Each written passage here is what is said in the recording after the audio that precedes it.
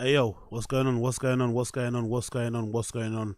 Random show settings, we're back. Random show settings, we are back.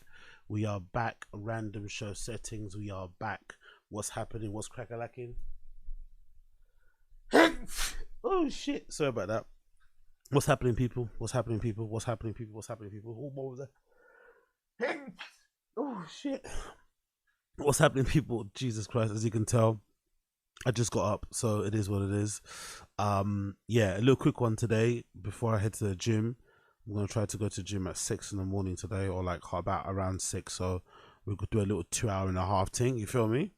A little 2 hour and a half thing. Hopefully you guys enjoy while one. But yeah, pick up everybody that's tuning in. Appreciate all of you.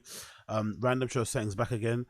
Apologies for the mix up. I tried to get the flipping stream going on the other channel, but I have to do some verification thing. There's some verification thing I have to do. Some weird verification where you have to like scan your face. Like the chat was disabled. So annoying, man. Like I guess it's completely different because I take it for granted because I've had this channel quote unquote monetized for ages or able to stream for ages.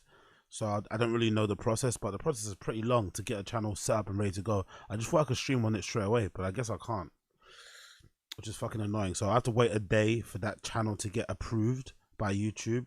I did some sort of like scanning thing on my phone, and then once I get approved, I'll put the random show on there. But yeah, what can you do? We're here now anyway. Doesn't matter.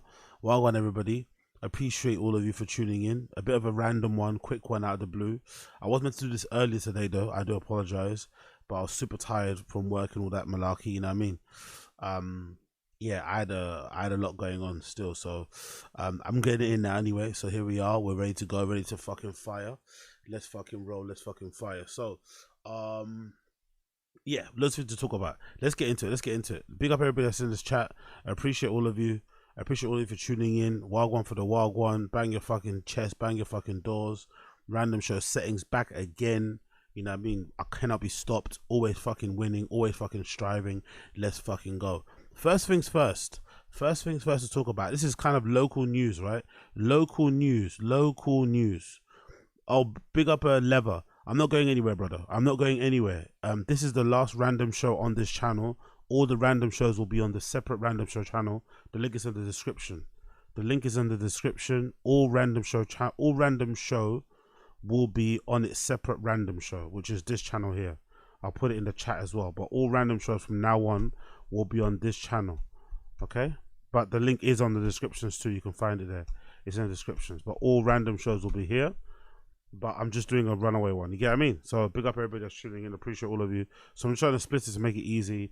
I went on a bit of a blur about it, but essentially I want to make it just clean. So if you want random show stuff, you wanna see what I do covering comedy and stuff, and you like that content better, subscribe to Random Show. If you like the Taz stuff better, cultural commentary stuff, subscribe there. If you like both, subscribe to both. But I just want to make it split so it's easy, because I know some people were getting annoyed that they were seeing, you know, shit about trainers, shit about DJs they didn't care about, when they just want to watch the comedy shit, and vice versa. So just to make it simple, and while I'm demonetized, why the fuck not? It doesn't really matter anyway. So I'm just going to split it just to kind of build up with that channel. And obviously, if there is a chance of getting remonetized, those things are very split. So that's what I'm doing. So big up everybody. I appreciate all of you. Thank you for tuning in. Let's continue. So local news to get into. Local blood clot news to get into. I don't know if you guys know who this guy is, but there's this player called Jermaine Jenas for England, who used to play for Newcastle and Spurs, who's been fired by the BBC. Fired by the BBC, right? Fired by the BBC. And it's a pretty crazy one because he hasn't really said what's going on.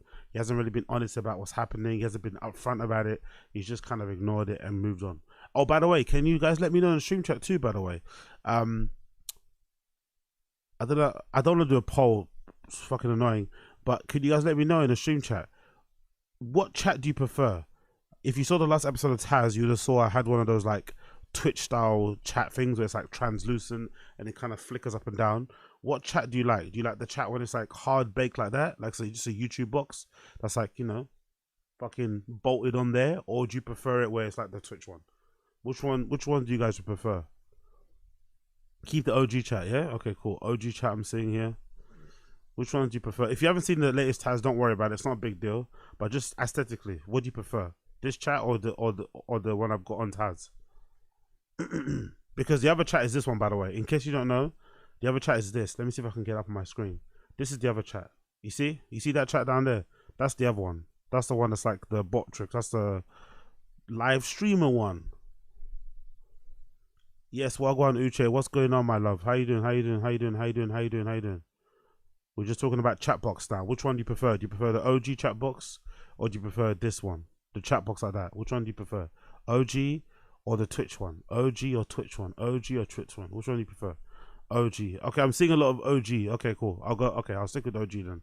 I'm seeing a lot of OG there. So let's move on. Jermaine Genius has got sacked by the BBC. Pretty crazy. They're not really saying anything. They're not really saying why he's been sacked, but people are hypothesizing it might be some sort of sexual misconduct. I was thinking aloud, is there anything worse to be sacked from? Is there another reason? No.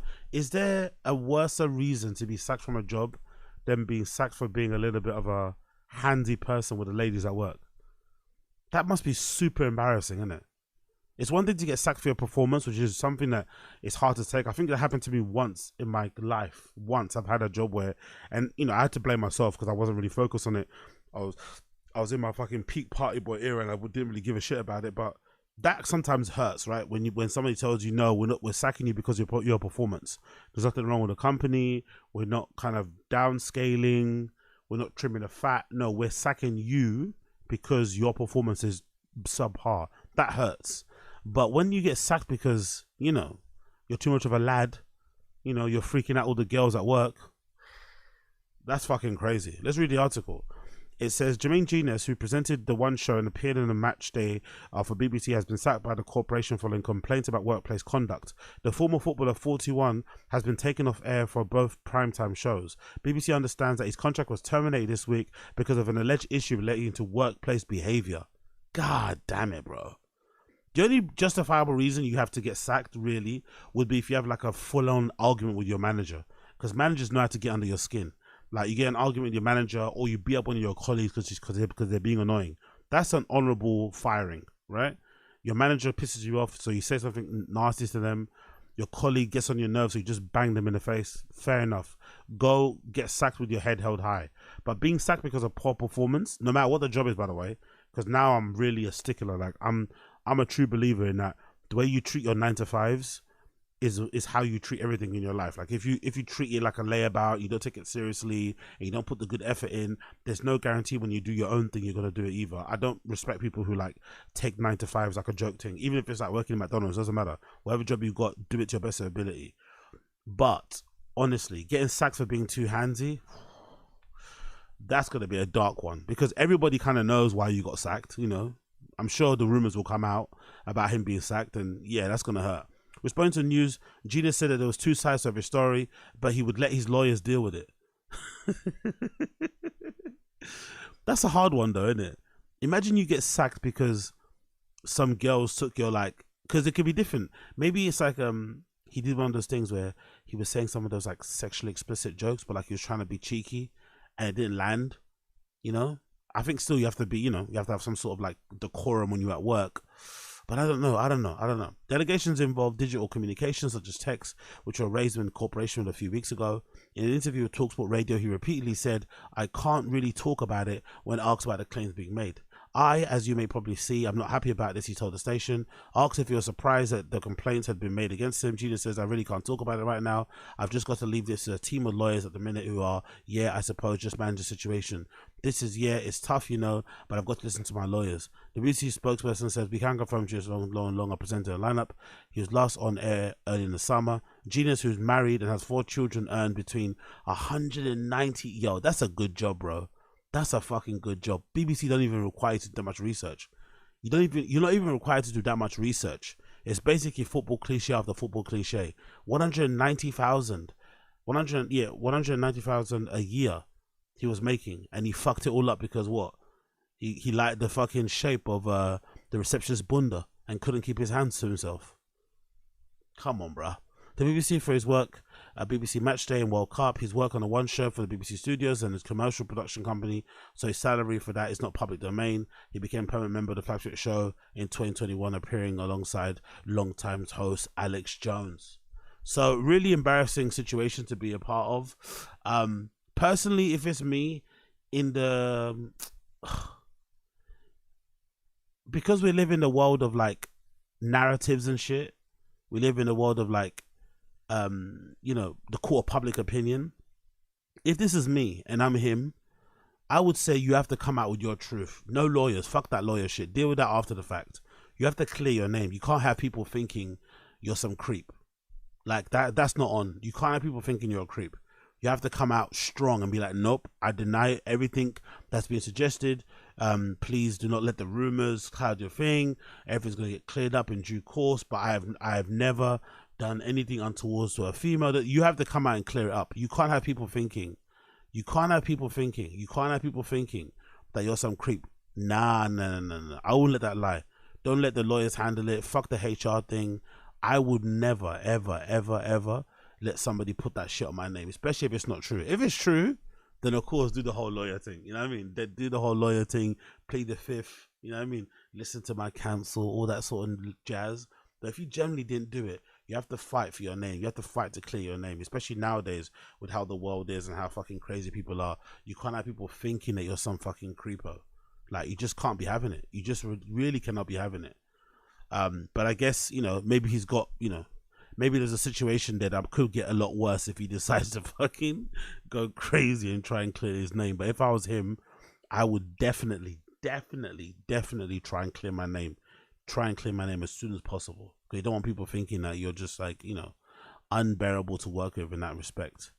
But yeah, RIP to Jermaine Genius, media career dunzo. He's probably going to be appearing on fucking GB News sometime soon. But our media career is absolutely dunzo. Media career is absolutely dunzo. But yeah, what can you do? You know what I mean? We're not too surprised with that one.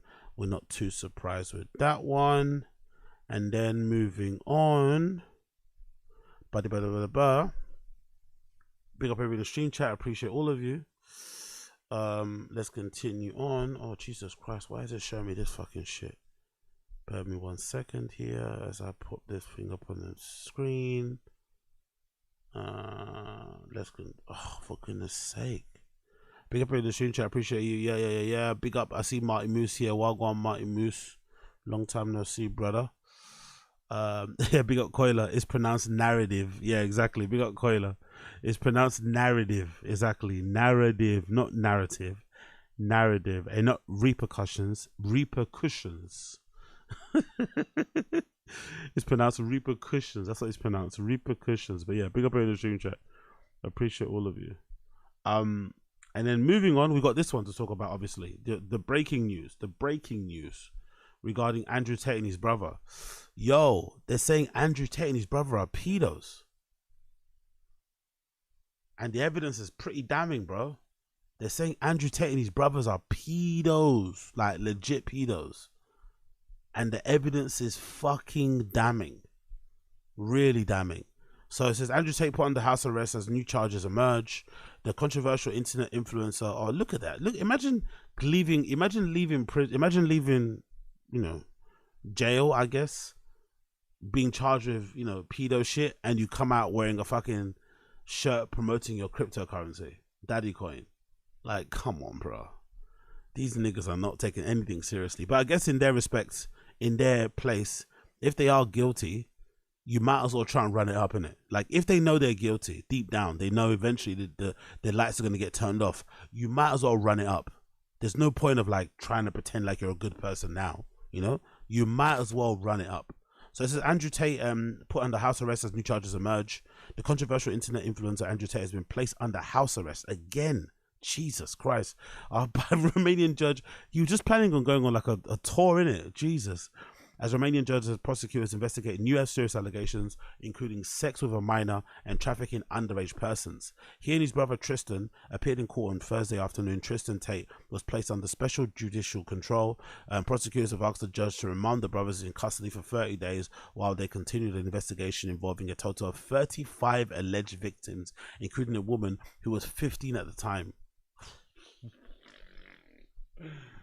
Oh God, these guys, man. It just doesn't stop with the charges, innit? It just doesn't stop. The Romanian authorities are gonna get these guys by hook or crook in it. The Romanian authorities are gonna make sure something sticks. They don't want to look. They don't want to be embarrassed. Also, I guess, right, in the world court, they don't want to be embarrassed.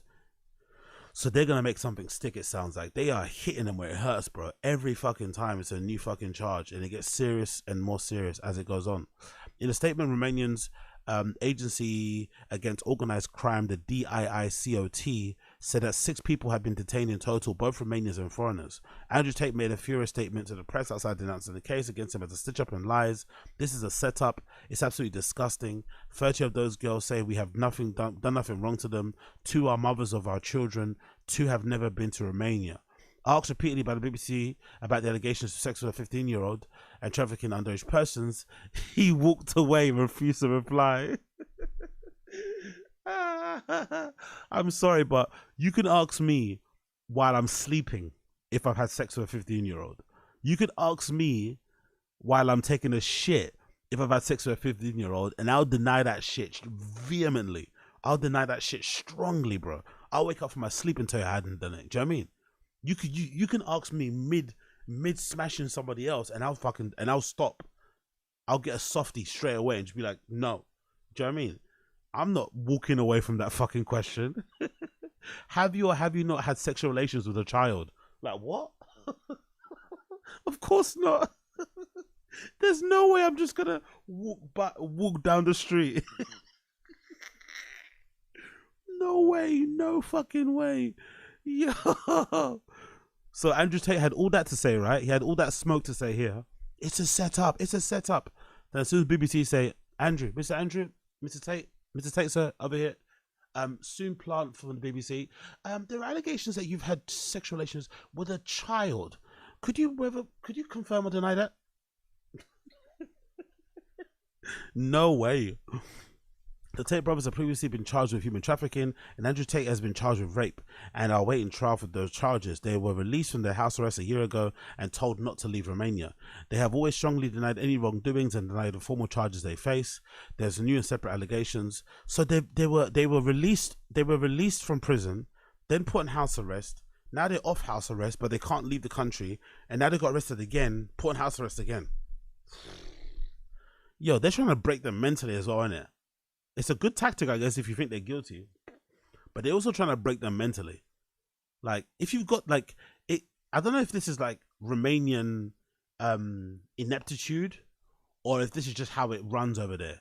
Because surely, if you want to really get them, just build a case. Then, when you've got enough evidence to actually get a good, conviction, you then bring it to the court, and boom, you hit them where it hurts, and then it's done.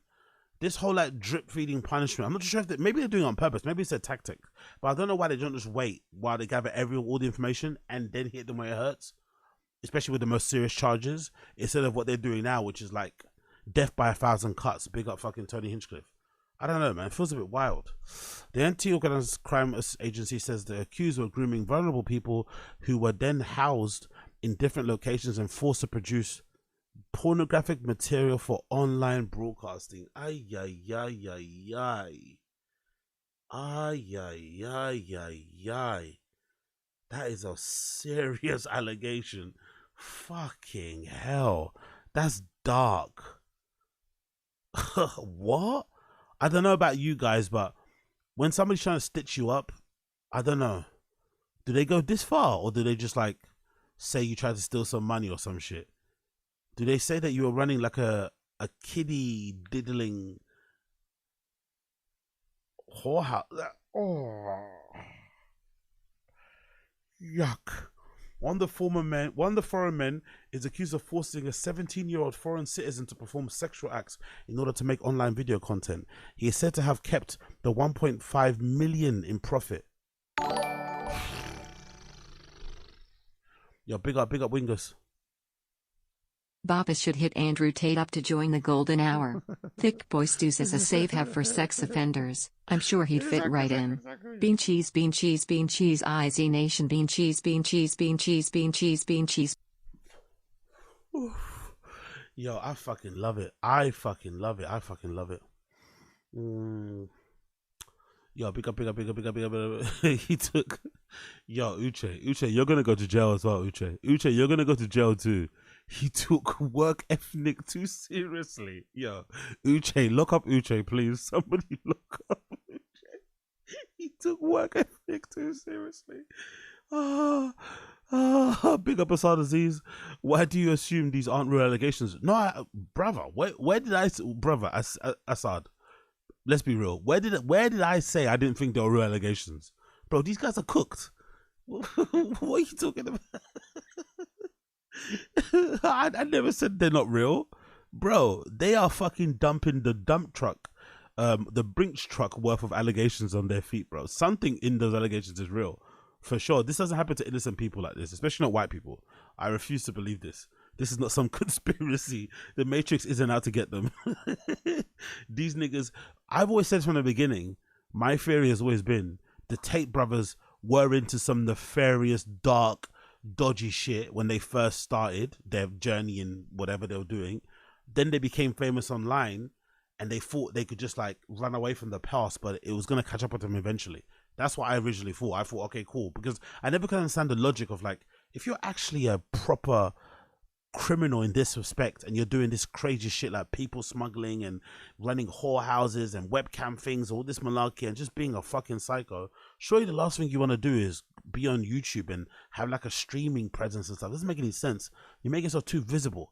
Those type of people are always on the underground. They're always like in the shadows and shit. I know that because I've been to like places in Frankfurt and shit where these places exist, where these houses where all these girls are. Do you know what I mean? It's some dark shit. And these guys are very shadowy figures. They look like villains from a movie. They're not on fucking Rumble. You know what I mean? Shucking and jiving. So I think they probably started off very, very, they started off in some dark arts, but then they stumbled into a career online and then that shit blew up. And they thought they could run away from what they were about in their past, but the internet never forgets. The internet never fucking forgets, and now they're getting punished for it. So, yeah, I never, ever, ever thought these guys were not guilty. No, come on. Or, no, I never, ever thought that these allegations were not just like Matrix shit. They were like, oh, it's a Matrix. It's a Matrix. All right, bruv. All right.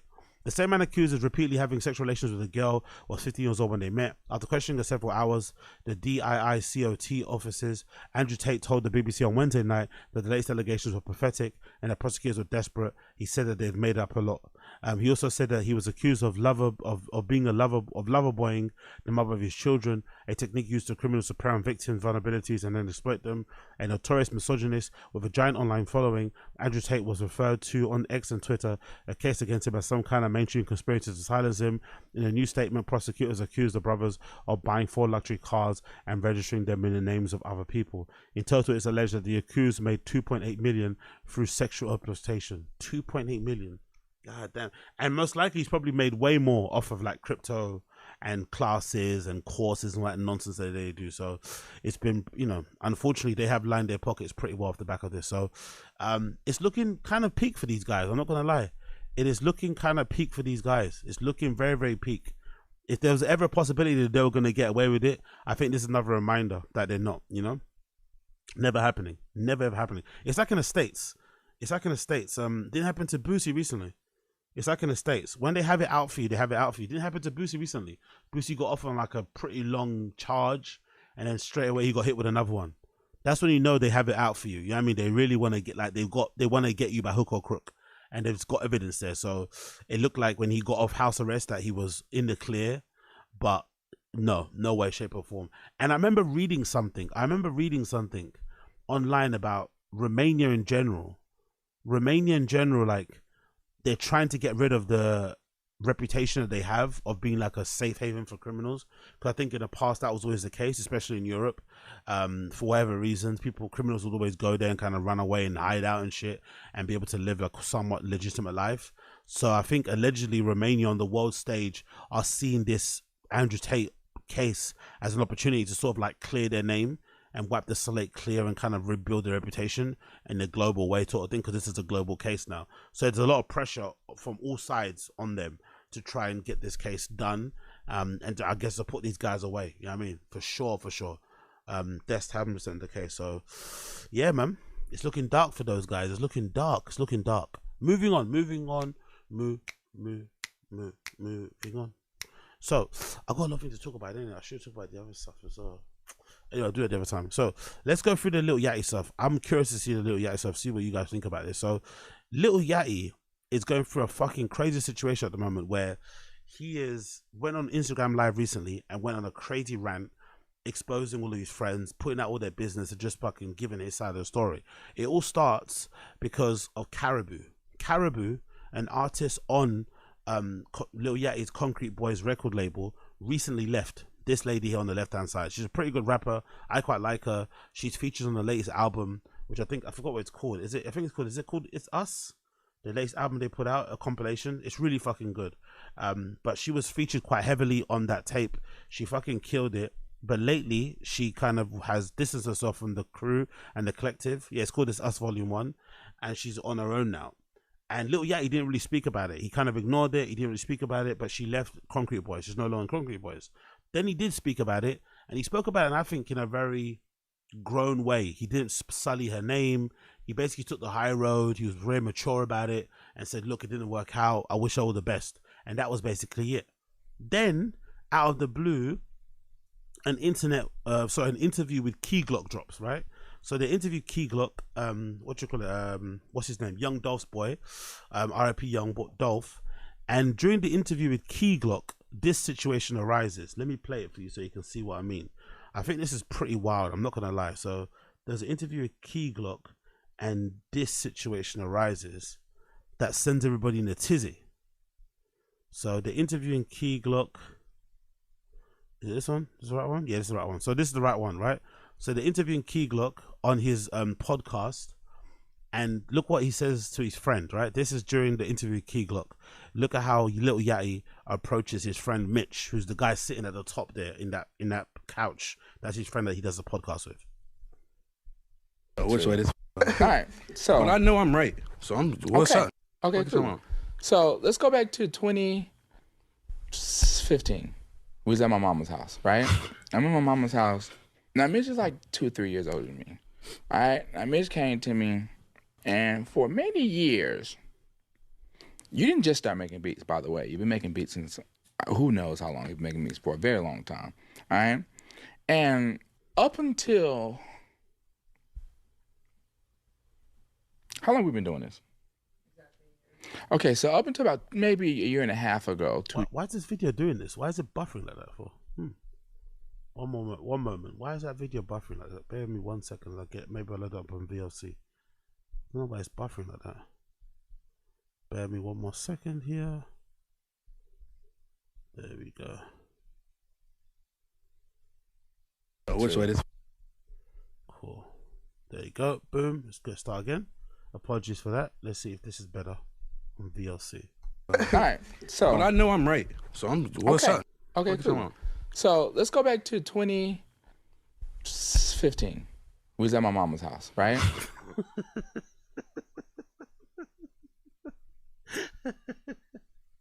When we've all had friends like this, right? And usually you only have one or two during your lifetime and you know to stay away from them. But those type of people like that who go out of their way to mention stuff like this in front of company, we was at my mama's house. It's like, bro, do you really need to bait me up like this? Do you really need to bait on my position like this? Really?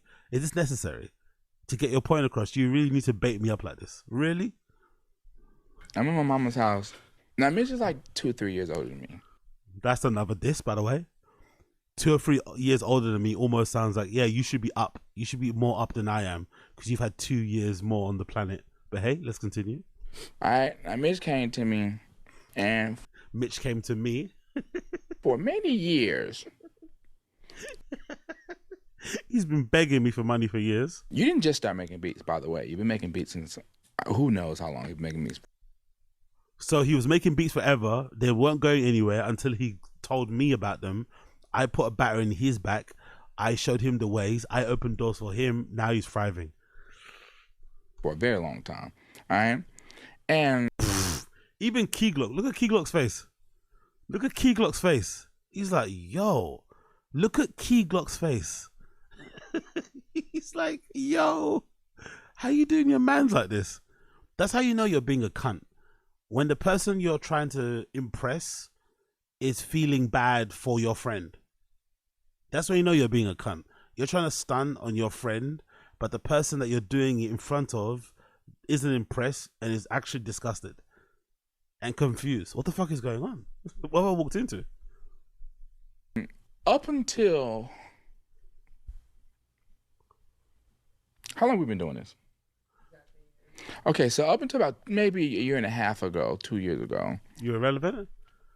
what you spent a lot of time trying to find your steps. Right. Right. Oh my God, little Yachty. Oh my God, little Yachty. Oh my God, little boat. What are you doing, brother? Fucking hell. Look at Mitch's face. Up until okay. But so That's to what I'm saying, sit that's and my make point. No. Imagine Barking down your friend, also a good sign that you're close. if you didn't have a friend who's already extremely successful to help you get on your feet.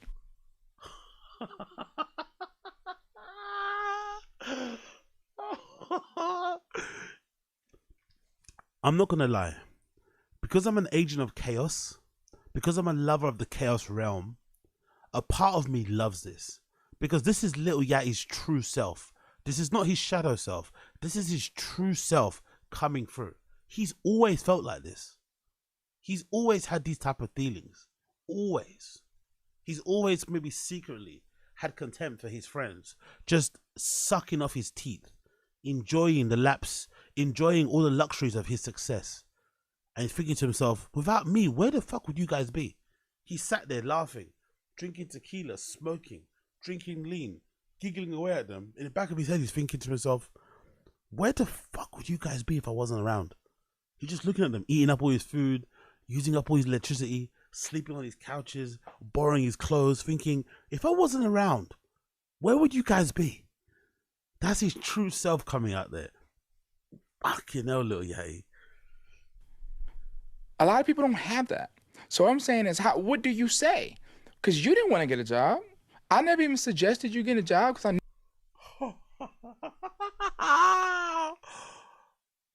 Oh my God. Oh my God. When you have friends like Yachty, when you have friends like Yachty with a batty, oh, he doesn't have a bat, he's quite a flat bum actually, considering he's black. But when you got a friend like Yachty, why do you need enemies?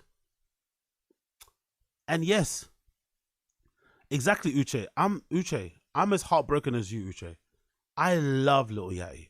I love him, artistry wise, style wise, art direction wise, usually in interviews wise. He seems really cool. He seems really chill, really level headed. And the fact that he's come back from, like, you know, being a bit of a meme and essentially built himself into being a legitimate artist, well rounded, from making, you know, what do you call it? I say prog rock, synth pop, disco, indie dance, hip hop, R&B, writing for female rappers, videos on fucking looking crazy, like creating 3 different crews. I think he's kind of been through. Like, I love Lil Yachty. He's an amazing artist, like with a capital A. So this is really heartbreaking for me. I'm not gonna lie, and I actually really love their relationship, Yachty and Mitch, especially when you're watching the podcast early on, because it was quite nice because you get to see Yachty around somebody. Because it's always nice to think, especially on a pod. I think that's why Joe Budden's podcast worked well. For those of you that don't know, I think Joe Budden's podcast early success was because Joe was really unlikable. People didn't like Joe Budden. They didn't like him from Love and Hip Hop. They didn't like him on social media. He just came across like a very unlikable person. But the podcast, because he's doing it with his friends, it kind of humanized Joe. And everyone started to see, oh shit, this is what Joe's actually like, you know, quote unquote, behind the scenes amongst his real friends when he's comfortable. He's not that much of a cunt. He's actually funny. He's actually this, he's actually that. So I think with Yachty, it did the same thing. It almost humanized him and made him into like a, I don't know. I think it just made him more likable, I think, in the past year. So I've actually do enjoy the show. So it is really sad to hear what he's saying, because this is more of a reflection of what the actual relationship is like. Fuck. knew you wouldn't get a job. So what do you say to a who like, hey, I see a with a shiny watch. I got a gun, a dusty gun. It's gonna take a shiny watch. You know what I'm saying? What are you telling? I'm not gonna encourage it, but you gotta think about people got family. Hold on. So he's comparing his friend not wanting to get a job and maybe work something out while he's his friend with Lil Yachty, who happens to be a very popular hip hop artist and shit and star. He's comparing that to somebody not willing to. He's comparing it to that, to understanding why a stick up boy would be a stick up boy. Yeah, I'm not gonna lie. If I was Mitch, I might be more offended at this fucking analogy than what he said previously. I'm not gonna lie. I might be more offended at this analogy that he's trying to describe you as some thief. Like, what? You is shit you can tell. What? Even Like what? even if But I'm telling you, think about but yourself, listen though. Even if Think about yourself though. Think about yourself though. then say that's the point I'm trying to make to you. Yeah, big up Koila. This is the conversation friends have after one finished the gear and acts too comfortable. Exactly. Or sometimes this is a conversation that happens at the afters when everyone's kind of leaving and you didn't want to say it when company's around, but now you're getting off your chest. But they're saying this during an interview with an artist. Look at Keyclock just sitting there, super uncomfortable. Bro, What point? Even if I wasn't doing shit righteous then, older now, so I would not tell him to do anything like I was doing back then, bro. Yeah, but That's what I'm trying to tell That's you. fine, but that's because you've been through years of development. Bro, that's the point of it. So I can. Oh, I thought he was about to say you've been through years of being bummy, of having to rely on me for money. I thought he was gonna say something like that. You've been through years of holding out your hand to me. So I'm saying that's the point. But think about, remove me from this situation. Remove me. I was never in your life. Yeah, he's acting like a baddie. Yeah, he's out here acting like a baddie, you know. This is pure baddie energy. Remove me out of your life. Imagine I wasn't in your life. Where would you be right now? Yo, yeah, he's got real zesty, sassy, bad bitch energy, innit? Fucking hell. What the f would you have been doing? I feel like you might have been doing that shit. Who knows what you would have been doing if you ain't. Wow. You ain't shit without me. You ain't shit without me. If I wasn't around, you'd be fucked. If you didn't have a to show you right there. What are you saying, bro? I'm saying that what you're saying is not. If you didn't have a nigga to show you, You're not like, it's not true. You wouldn't tell him, hey man, just go get a job, man. No, I ain't saying goddamn- no. That's not what I said. I ain't saying I would tell. so you see, that was the first clip that everyone saw, and everyone realized that Yachty is like a terrible friend. Obviously, that's obviously clear to see as day. But then another clip came out, which was even worse. This clip might be even worse. This clip, on God, might be worse. And unfortunately, for those of you that don't like to cringe, this is going to be a very cringe-worthy Not clip like- that I'm going to play the whole way through. And it features Saweetie. So you're thinking, oh, at least Lil Yachty's not doing that in front of girls and company. Well, hold your horses. This is from a previous episode with Sweetie. Look at how he spoke to Mitch in the company of Sweetie. Like, not like we both got money and I just like so happen to have more than you right now. I mean like someone who don't have money at all. What? Have I ever dated somebody who didn't have no money? I ain't even talking to you. I'm saying at all kind of crazy. Like you mean like average job, like Yeah, $0? like Oh, obviously not like a homeless man, but like a man like not. Do you see Sweetie? Literally like get uncomfortable in her seat? Sweetie literally like convulsed. She twitched in her chair. She was so uncomfortable. Look at her face. Look at Sweetie's face. It said, I'm not talking to you, motherfucker. Look at her face. Look at Sweetie's face. She's like, whoa. Yo. So anyway, all that being said, that original clip that I showed you went viral. Everyone saw that Yachty's a shitty friend, and I guess Yachty was annoyed with the narrative online because everyone was retweeting that clip. Oh my god, Yachty's a shitty friend. If you have a friend like Yachty, why do you need an enemy? Blah blah blah. So Yachty eventually saw all those tweets and just had enough and decided to get on Instagram Live and go rant and just basically expose everybody. He exposed everybody. He exposed that Caribou's freestyle on the radar, bro, which is really upsetting me. He exposed that Caribou freestyle was written by him. He leaked the entire reference track where he's just rapping the whole thing. I was like, oh my God. So anyway, let's play the clip. This is recently, just a few hours ago, Yachty on Instagram Live exposing everybody and basically cancelling the podcast now because everyone on Twitter is calling him out. Open the car. Let's play this clip. Quick. We're gonna do this then. Let's wait. Come on. Say, look. Sick as hell, fucking throwing up and shit. Fuck all that. I'm so sick and tired of helping people, bro. Look.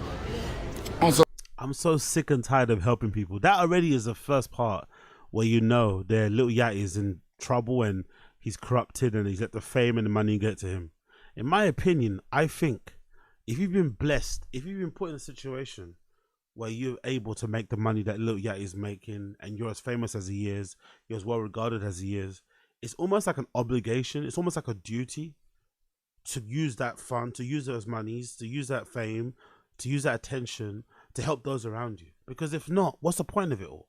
If you're just going to hoard it all for yourself and just do everything by yourself, for yourself, on your own, what's the point of having it? Human beings are social creatures. We need people around us. We need friends, family, whatever it may be. So if you're able to help those around you to go and achieve their dreams and, you know, make their dreams come true, and then they're able to then make other people's dreams come true, it becomes like a trickle down effect. You help one person, they can then help another person as well, or they might even start a family, and that's fucking amazing also. So I think already from the minute one, you already see where Yachty's brain unfortunately is a bit broken. Maybe it's because of past experiences, but I'm so sick and tired of helping people, bro. All I done ever did was help people, nigga. From goddamn this whole carrot shit to this Mitch situation online, what y'all talking about some Lil Yachty disrespecting his friend. I'm gonna start with Carrot, right? So he's starting with Caribou. So now he's going at Caribou. Let's see what it says about Caribou. Cause right now I'm on some fuck everybody type shit. Yeah. Nigga fucking with me. Nigga, all I ever did was help Carrot, nigga Carrot. If you wanna tell this shit, tell the whole story. Go ahead, tell people how you verbally abuse people. Alright? Don't get on here and make it seem like niggas kicked you out. Like niggas kicked you out cause bullying you. Bro, go ahead, tell people how you talk to people.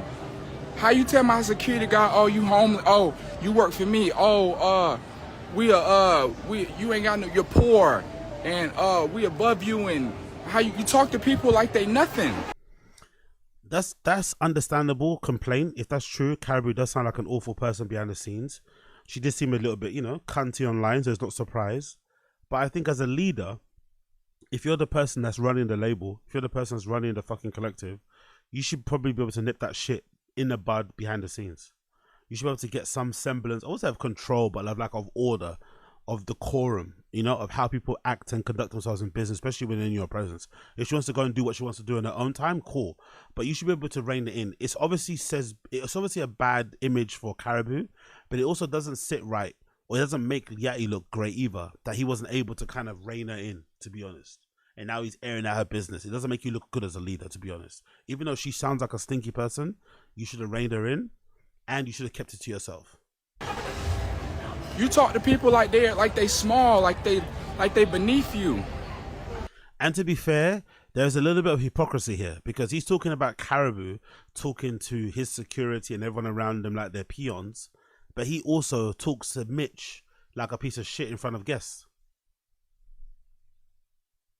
So where did Caribou learn that thing from? Where did she learn that it was okay to talk to people that work for or work under Lil Yachty that way? Maybe she saw how Yachty talks to Mitch, and she thought, yeah, we can talk to each other that way.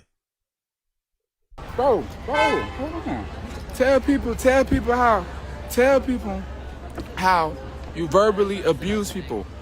How you told me you gonna spit on me when you see me. Tell people how you talk to people, bro. The spit on me when you see me part of conversation, because I'm almost certain he's not being completely honest. I bet you, most likely, they had some sort of sexual relationship anyway. That's what people say. The rumor is that Caribou and Yachty are fucking. If that's the case, then you're already fucked up. As a leader, you shouldn't fucking, you know, shit where you eat or eat where you shit, either way. So he probably fucked the dynamic already of the group and of their relationship because he fucked her, allegedly. If that's the case, it's hard then to be honest with her or to be hard on her because, you know, you have a sexual relationship. So you already fucked up that dynamic. So the spit on me thing probably comes from a place of like, yeah, she feels too comfortable. How you, your brain is clinically imbalanced, bro. How you disrespect people. Your brain is clinically imbalanced. Is he talking about her having depression or something? Or having some sort of mental health issues? That's not cool. That's not cool. If he's disclosing the fact that she might have some mental health issues that she's dealing with privately that no one else knows about, and he's now baiting it up by saying she's got a chemical imbalance in her brain, or if he's just saying as a diss, that is not cool. People, how you go around treating people in your everyday life. I've been letting you do this whole thing where you act like you like a princess and you sweet and you know like, oh, you just such a good girl. Bro, stop the front, bro. I don't think it's a crime to be a bitch behind the scenes, but to present yourself as a nice person in front of the camera. As long as the music is good and you're turning up and doing your job, that's what should matter, to be honest. I think him trying to like assassinate her character this way is a bit lame. Unless this impact the work. If it impacted the work, fair enough, but you're allowed to like have two faces and have, you know, conduct yourself in a different way. It might not be a pleasurable experience for those people around you, but it's not a crime to do so. Internally, we have withheld your actions since the beginning of me giving you this career. Giving you a career? Fucking hell, Yachty. What are we talking about, bro? What the fuck are we even talking about, bro? His voice is so funny. He can't even scream properly. It doesn't even sound threatening when he screams. Bless him. You don't even do nothing. What the fuck? Yo, bro. It's so crazy to me, bro, because I've given you a career. And time to time, you just disrespect me. I wrote every fucking verse you've done. You see, this is where you don't need to do this sort of thing. He's already getting geeked up and amped up, but you don't need to say stuff like this. I wrote every verse you've done. I dressed you. I dressed all 5 of y'all niggas, bro. What did the rest of Concrete do? You see what I mean about people like Yachty? This is why you have to be careful. And I've said it before in the stream chat. I think I've said it to you guys before. And I guess because I'm not the best person to judge this because I'm very private and I keep myself to myself. But I've seen my friends, and I remember one particular group of friends, they know who they are. They had a really crazy falling out because they just got too comfortable borrowing shit from each other. And unfortunately, the person that had the most things, the guy that was quote unquote the richer, who had the nicer things, he then started to use that as a thing to hold over the other guy's head. And they had a very big and brutal falling out. Like it was a thing that was talked about in our circle for a while. I think even to this day they still don't talk. This is something that happened when we were like 16, 17. So be careful. And I've said it before plenty of times on the stream. No matter how down bad you are, I implore you, whoever's out there listening to me, no matter how down bad you are, and I've been down bad, we've all been down bad, you know, fucking ketchup and bread sandwiches and shit, drinking tea all day, pasta every fucking day, we've all been down bad. No matter how down bad you are, please think twice about who you ask for money or who you ask for help. Think twice. You can be super desperate. You're thinking, oh my God, I just need this to hold me over. Just tighten your belt a little bit. Tighten your belt a little bit. Because sometimes when you're really down bad and you ask somebody who's a piece of shit to help, because you're so down bad, you don't realize they're a piece of shit. They're going to hold that one occasion, that one time that you were down bad and you ask for their help. They're going to hold it over your head. And it might irrevocably change your relationship with that person forever.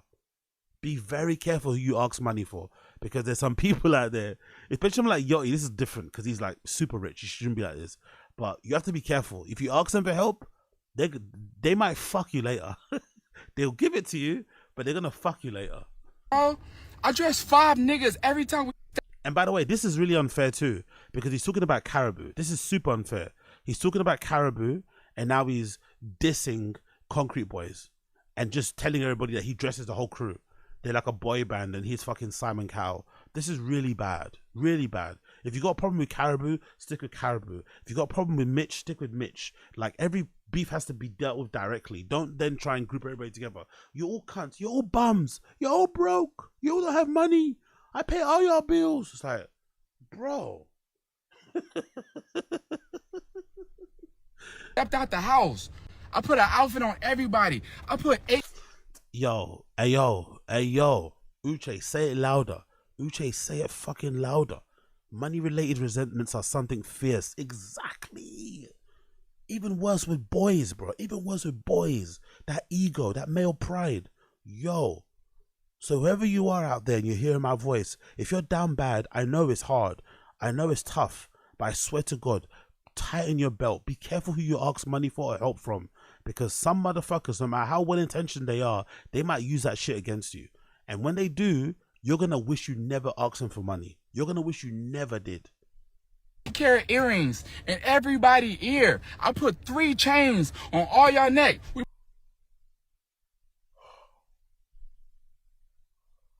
Yachty, but you're the label, Yachty. You're the label. That's what you're meant to do. That's what labels do. They give you an advance to appear like you're lit.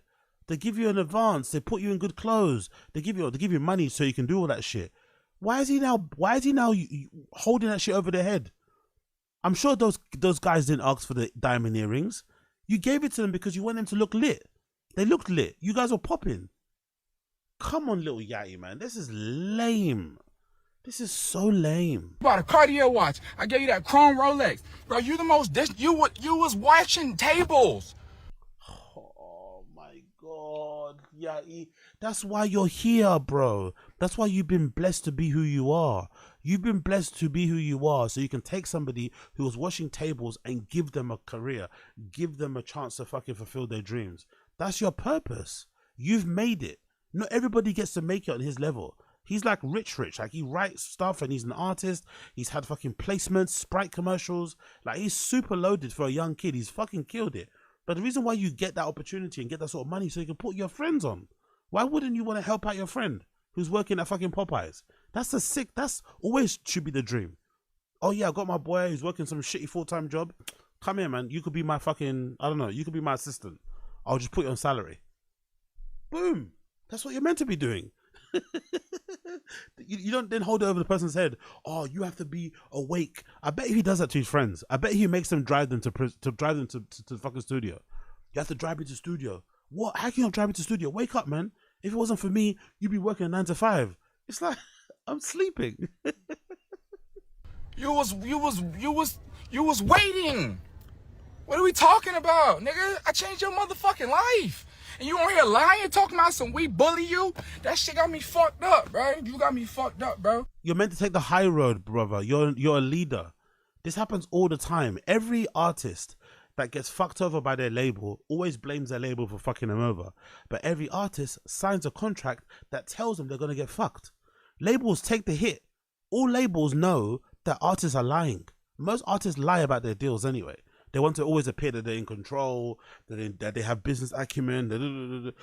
They always want to appear like that. But most artists lie. Most artists will take a shitty 360 deal, take the advance, and then complain later. But labels don't come out and bait everybody up with their business. They just take the hit. That's what you're meant to do as a label, as an artist. You're meant to just take the hit. Okay, cool. Caribou's out there besmirching my name, sullying my name. I'm going to take the hit. It is what it is. Just take the high road. That's what happens when you're a label. You can't be getting online and just airing people out. Like, oh, I paid for your light bill. It's like, bro, come on, man. Relax, Yachty. You disrespectful, bro. You talk to people crazy. You tell people that they are nothing. But then that says bad about you too, doesn't it? If Caribou is this turbo bitch, why did you sign her? Why did you co-sign her for so long? Why did you put your arm around her? Why did you allegedly have sex with her as well? Do you know what I mean? This is an awful person. That says that's a bad indictment on you too. You're a bad judge of character, no? You tell people you're gonna spit on them. You tell people they poor, and you talk to my fucking label crazy. You claim I was stealing money from you. Bro, stealing money from you how, nigga? Stealing money from you how, bro? You ain't made no money, bro. Fuck. Yeah. See, this is the problem with you new artists. Y'all get popping online. Now he's trying to give people lessons. New artists. Look what you're doing to them. Look what you're doing to them. And then you become more popular than your actual music, right? Yeah, big up Koila. I'm not gonna lie. I really hate it too. That's something that Yuri does. I hate calling girls bro. That's something that Yuri does. I'm not too sure if that's an LA thing, if that's a new generation thing. But bro, like, I'd rather you call a girl a bitch. I'm not gonna lie. Like, I'd rather you say that than be calling a girl bro. Like, I don't know how the girls let them get away with it personally. That's the one thing I'm not understanding, is that there's no girl in my life that would let me spud them, right? No girl in my life would let me fucking spud them, let alone call them bro. So the guys that get away with it, bless, fair play to you. You $900,000 in a hole, and I got every fucking receipt. 900,000 and he's exposed this to the world. He says Caribou is in debt for 900,000. Nigga, $900,000 concrete in a hole. I got every fucking receipt, nigga, and I'ma post it. I dare you, try me. Try me, I'ma post it, nigga. And I'll post how much money your fucking streams are made.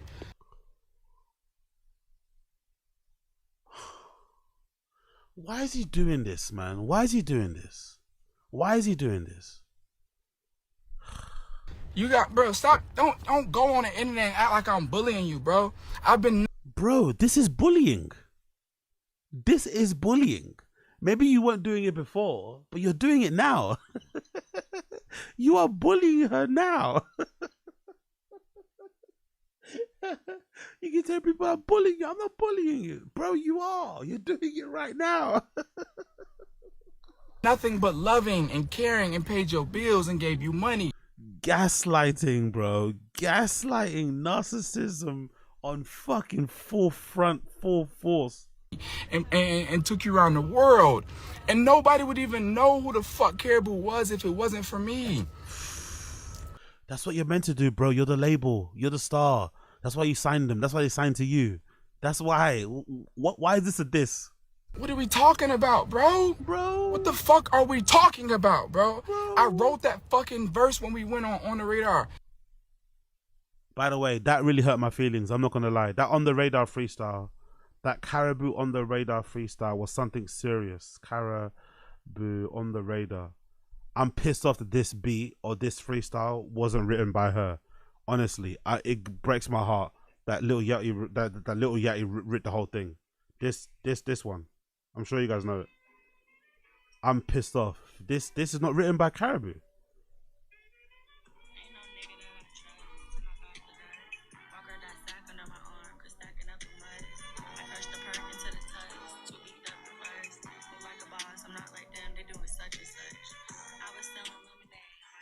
That hurt my feelings. I put you last on purpose, so everyone would say, who the fuck is that girl? I slowed the beat down. I put 808 specifically on your verse, so when it got to your part and the beat dropped, everyone would be like, oh, the girl is the craziest one. That shows that you're a genius and you're really good at what you do. But why are you telling us this for? Why are you fucking revealing the magic? Why are you fucking showing us how the magic has been done? Or how the magic was done? Why? Why are you revealing this? We know you're a genius. Why are you now exposed? Like, why? Why are you doing this, Yachty, man? Why? Come on, brother. I wrote that verse. The only reason why he's talking about her this mad is because they fucked. There's no way he can be this mad about it if they didn't fuck. You can tell this guy's really hurt. Night before we even went on the radar, on my phone. Bro, I got the voice, I got the fucking reference. Playing, yeah, big up Koila, playing it off the phone like we're in the fucking internet cafe, bro. Like we're in the internet cafe, you know what I mean? We got the internet cafe gang. We got the £1 little code, you get a little paper, enter the code into the computer. You go crazy with the porn. Big up my internet cafe, man. What the fuck are we talking about? You ain't never wrote a song in your life. That's Yachty, man. That's why ain't no music came out since you been left. Cause you ain't got no music. Wow. So he's saying you wrote everything. Holy shit. Cause you can't rap. What are we talking about? And I wasn't gonna say nothing on my mother's life, I was gonna let you go live your life and go get a new writer and go get a stylist and go do you. I wasn't gonna speak on you, but you gonna go on the internet and say that I bully you? Carol, I have never bullied you. Just ignore it, brother. How can somebody say you bullied them and then now you want to bait up their entire career? They just said that one thing as a throwaway thing, and now you want to bait up their entire career. It would be different if she came out and tried to like blame you for something or say something detailed. She said one thing, and now you want to kill her whole career. I let you live in my house for free. You lived in my house for free when you didn't have nowhere to live. Yeah, because you're probably fucking as well. You got something out of it. She got something out of it. Let's not lie. Exactly, Z. She got him crying on the internet. She's that good. Exactly. Caribou must have that fire. I let you live in my house. I let you live in my house for free. I let you live in my house for motherfucking free. When you was disrespecting my home security and telling them that they beneath you and that they better shut the fuck up and watch this house because they work for you when they work for me. Same way you talk to people at the label, same way you talk to the touring person. Yo, big up Henry. Maybe we're experiencing a hookup with groupies recession. Most famous musicians in the past had it on a plate wherever they wanted. Now, due to Me Too, they have to take what they can get, like the rest of us, I guess you mean, right? So now he's butthurt about one girl he fucked one time. Maybe. Or maybe it's just like control thing, man. It's just a control thing, isn't it? It's a control thing. And I guess maybe it's also a part of it is like, because I heard A$AP Rocky talk about it a little bit with his kids, how he's going to try and raise them in Harlem and it's going to be amongst normal kids and shit. It must be really hard. It must be really hard. It must be really hard to like struggle, get stuff out of the gutter, make it, and you're young, and then have other kids who are like the same age as you relying on you. It's almost like that Republican thing, isn't it? Where like the older you get, the more money you have, the more Republican you become, or the more conservative you become, sorry, and the more you start to like have animosity or negative feelings around like, you know, benefits and like all that sort of shit, because you think because you made it, everyone else should be able to make it too. So there's a weird resentment there. That's what it kind of sounds like to me. It sounds like an almost a resentment, because Yachty's been through the hell and back. You know, Yachty hasn't had an easy career. He's had to basically reinvent himself several times in a very short space of time, but he's done it really successfully and he's killing it. So maybe in his head, he's looking at people thinking, hold on, why is your whole life dependent on me? I did it. Why can't you do it for yourself? You know, there's that bit of resentment there. And then when they act out, you start thinking like, what? You should be fucking honored. Do you know what I mean? You start to have that sort of attitude, which obviously isn't healthy. The touring manager, which I have every receipt on how you talk to people in group messages. I don't give a fuck, bro. I deleted Instagram and Twitter off my phone, bro. I ain't even on this shit. I've been asleep for 17 hours, bro. I went to sleep at 2 a.m. I woke up at 7 p.m. What kind of flex is that? That sounds like you're depressed, brother. That sounds like depression. I went to sleep for 17 hours. Either you're depressed or you're extremely high. What? Why are you bragging about that? I deleted Instagram and Twitter off my phone. I went to sleep for 17 hours. Like, yo. Sick. Took a Xanax the size of my head. I'm throwing up right now. Swear to God, throwing up right now, bro. Fucked up. And you on here got me. He said he's throwing up. He said he's throwing up right now. So he's ill. You fucked up, bro. Is he crying? You got me fucked up, bro. They couple hours before my birthday, bro. You got me fucked up, bro. I ain't never did nothing but be nice. Is he about to cry? I ain't never did nothing but be there. I ain't never did nothing but love you, bro. Your Caribou might have that fire, man. He sounds like he's about to cry. I brought you around every rapper, any rapper, bro. Who? I brought you around everybody from Baby to Drake to, bro. I put you on. Stop doing. Come on, bro. I'm completely sober, bro. Y'all got me fucked up, bro. And honestly, putting somebody on is part of the job. When you make it, that's part of the job. If you want friends, if you want company, if you want to be social, right? If you just don't want to enjoy the money on your own in the gold house, putting people on is part of the fun. Like, I don't understand these people, like, who sort of like resent their friends because they put them on. It's like, that's what you're meant to do. They're going to be there for you as friends. You can put them on and let them help them actualize their dreams, and they can help you how friends can help you. whether it's talking to you honestly about your projects, being there for you, whatever. That's what it's about. Like, why would that be an issue? Come on, bro. We not gonna act like it, bro. Like I'm crazy, bro. He's in his villain arc, innit? Yeah, he's in his villain arc. Yeah, exactly. Big up Koila. Y'all made me mad in my birthday month, exactly. Yo, he's in his villain arc, man. He's in his villain arc. Oh, crazy guy. You was my best friend, bro. Now we get into the truth. You was my best friend. You was my best eater. Now we get into the truth, innit? You get into the truth. Like, come on, bro. I made sure I gave you this career. What are we talking about? What the fuck are we talking about, bro? Now to this Mitch situation. Yeah, exactly, Shades Cow. Exactly, Shades Cow. He reminds me of the African girl with all the oils, not wanting to give money back to her family. Yep, it reminds me 100%. And to be fair, I understand to a certain point. I understand, because how old is Yachty? Yachty's at 26, right? How old is he? Little Yachty. He must be at 26. 27.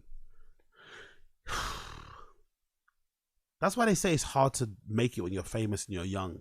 It must be difficult when you're that age to be a multi-millionaire and then have all your friends depend on you. It's hard for it not to get to your head. You're already a star anyway. You're already an artist. So artists already get indulged. They, you know, people kind of kiss the ground that they walk on. You know, it's a very weird world, that whole thing. Because I know it from DJing world. I know how DJs act like they walk on water or something. So I can only imagine what it's like for as an artist. It must be even worse. So it must be difficult to be somewhat level-headed and normal when you're that rich compared to all your friends, and you're also super young. Like, and then all your friends depend on you. So you build up this weird resentment towards them because you feel like they're not working hard enough. I don't know, whatever. I understand why he's like this. I just don't think it's good. And I think it makes him look fucking crazy. Even if anything he's saying is true about Caribou being a bitch, about her being this, her being that, even if everything he's saying is true, he looks like a terrible leader, a terrible friend, a terrible business partner. Like, he looks terrible all across the board because he's letting one couple small interactions, and clearly he's letting social media dictate how he acts about certain things. But behind the scenes, he also sounds like a cunt. So he thinks he's surrounded by cunts. But he also sounds like a cunt. And as somebody said on social, this is Lil Yachty's third musical group. He's been through 3 groups of social. He's been through 3 groups of friends. At some point, you have to look in the mirror and think to yourself, maybe it's me. If you have to keep reinventing yourself and keep reinventing new crews, new collectives to put money behind and to push, and that doesn't work out, maybe you have to look at yourself a little bit. Maybe you're the problem. You're the common denominator. Maybe you're the problem. Maybe. Cause Mitch got me fucked up. Y'all online talking about some Lil Yachty bullying, disrespecting his friend in front of Key Glock. Bro, I didn't even want to do a podcast, bro. But you were, though. This is the thing I don't like about Yachty. And I think he learned this maybe from Joe Budden. Maybe it's a narcissism. You have to acknowledge that Key Glock clip was horrible. Maybe you could say it's taken out of context, but you have to acknowledge that. Yeah, I know that Key Glock video looked crazy, but let me add some context. And then maybe you can describe, oh, you were having some argument with him during the week and it spilled over in the pod. Cool. But let's not start making excuses straight away and start deflecting. I didn't want to do a podcast. It's like, bro. Now he's going to try and say, oh, what? He did a podcast because of his friend. He went to put some money in his friend's pocket. That's what you're meant to do. I swear to God, I didn't want to do no podcast, bro. Bro, Mitch came to me like, bro, I need to do something in life. I need to do something in life. Nah, Yachty is the worst. Yachty is the worst. Yachty is the worst. He's the worst. He's the worst. You're going to air out your friend completely because the internet was taking the piss out of you for like 24 hours. You're going to completely ruin your friendship with your friend because the internet was taking the piss out of you for 24 hours because of one 59-second clip.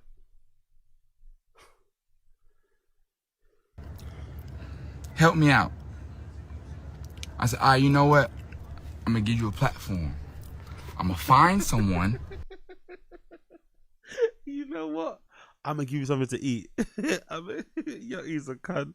To sponsor us, and I'm gonna give you a platform. We're gonna make a podcast, and I'm gonna show people how funny you are. I'm gonna show people how crazy you are. I'm gonna show people like how cool you are, and it's gonna give you a platform. You know what I'm saying? I ain't wanna do no motherfucking podcast, nigga. I'm a motherfucking rapper, nigga. Let's not act like that. Come on, let's relax. Let's relax. You did enjoy it too. Even though he brought the idea to you, you enjoyed it. You get to sit at home, make some money with your friend, talk some shit with fellow artists. Then it went south for him because people started to, like, you know, not like some of his opinions and shit. And then he got a little bit sensitive and didn't like people, you know, talking back to him. But let's not act like you didn't enjoy it. Like, let's not do that. Yeah, come on. You did enjoy it. It looked like you enjoyed it. You were having fun. Come on. Got millions of dollars. I don't need to talk to other rappers. What the fuck are we talking about? I did the podcast for Mitch. Don't put goddamn $400,000 in Mitch's pocket. And y'all sitting here talking about something. He disrespecting his friend. So is he saying because he put money in his friend's pocket, he can talk to him anyhow? Is that what he's saying? Because he gave his friends an opportunity, he can talk to his friends anyway. It almost sounds like he acts the same way that he's accusing Caribou of acting, isn't it? And I ain't fucking with Mitch, bro. You're not fucking with Mitch because of a clip. What did he do wrong in that clip anyway? I've been asleep all day. I wake up to this crazy shit. Mitch, how the fuck you didn't go on the internet and tell these folks that we playing, bro? That tweet got goddamn 6 million views on it. Why the fuck you ain't going there and tell them folks we playing? Man, it's Twitter, bro. You know how they is, bro. You know how Twitter is, bro. You know how Twitter is, bro. All right, fuck that then, nigga. Fuck the podcast, nigga. Fuck you. Fuck you, nigga. Fuck you and the podcast, nigga. How about that? I don't give a fuck about the podcast, nigga. Fuck the podcast, nigga. And like, what are we talking about, bro? All I do is help people, bro. I don't get nothing from none of this shit. I help people, bro. He helps people with loads of expectations, though. If he helps you, he expects you to fucking be on his beck and call, bend to his every need. Like, his help comes with a lot of conditions. All I do is try and help people, bro. The both of them. This Kara shit is so crazy to me, bro, because it's like, bro, Kara's not a good person. He's upset the fans are missing Caribou. He's upset the fans are missing Caribou from Concrete Boys. He's like, you don't know how she is behind the scenes. She's a bitch. And it's like, yo, why are you telling us this? You're like, let us just miss her. Let us just miss what we know of her. You don't need to tell us how she's behind the scenes. It's not necessary, really. She's nasty. She's like a very disrespectful, rude, egotistical person. Spider-Man meme. You're talking about somebody else being egotistical and rude. Spider-Man meme. I'm talking about, bro, she talk to people like they crazy, bro. Like they nothing. Like they've been, I've been rich for 9 years, bro. I ain't never talked to nobody like they beneath me. What? We just saw you do it on camera to your friend. Yeah, I can only imagine what you like behind the scenes. We just saw you do it to your friend on camera. That's why you're mad. I've been rich for 9 years. Come on, man. I was raised with respect by my parents, bro. I don't talk to people this money shit ain't nothing. It is something though, because you're holding over people's heads. Because I don't think Yeti would act like this if he wasn't rich. So let's not act like it's not nothing. You got money and it turned you into an animal. I don't ever treat nobody like they less than me. Everyone is equal, bro. Like, I swear to God, bro. And I write my own raps, nigga. I write a whole lot of people raps, nigga. What we talking about, bro? I ain't never act like somebody was better than me. Ever. I ain't better than nobody, nigga. I'm a regular ass nigga, bro. For real. I'm a regular ass nigga. I'm outside. And if any nigga ever was confused or wanted to touch me, nigga, I'm outside. I'm in New York right now. I'm a regular person, man. I talk to anybody. I take pictures with anybody. I ain't never shit on nobody. What are we talking about, bro? Like, you ain't a good person. And your career would not, sooner or later it would have came out that you a terrible person and you shit on people and you treat people like they nothing. And your career would have been done, nigga. I mean, shit, it's been done, nigga, because you don't write.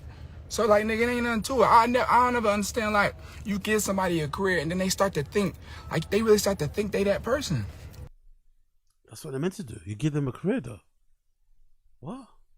You give them a career, then they start to believe that they're that person. That's what they're meant to do. You give them the career. How are you going to gaslight me for you doing your job and me doing my job? What? You got me fucked up, bro. How dare you? How dare you? You disrespect. Anyway, you get the point. That's basically it. Yeah, you're going off with his friends. And yeah, man, disappointing to see. I'm not going to lie. I'm just curious to know, what has he learned from Drake? Because according to a lot of people, everybody that's hanged out with Drake personally has always said how nice he is in person. And besides this beef with Kendrick, there's never really been any leaks from Drake's camp to suggest that he's a cunt behind the scenes to his friends. And he has a big social group of friends, a big social circle of friends. Yeah, he's also tight with Drake.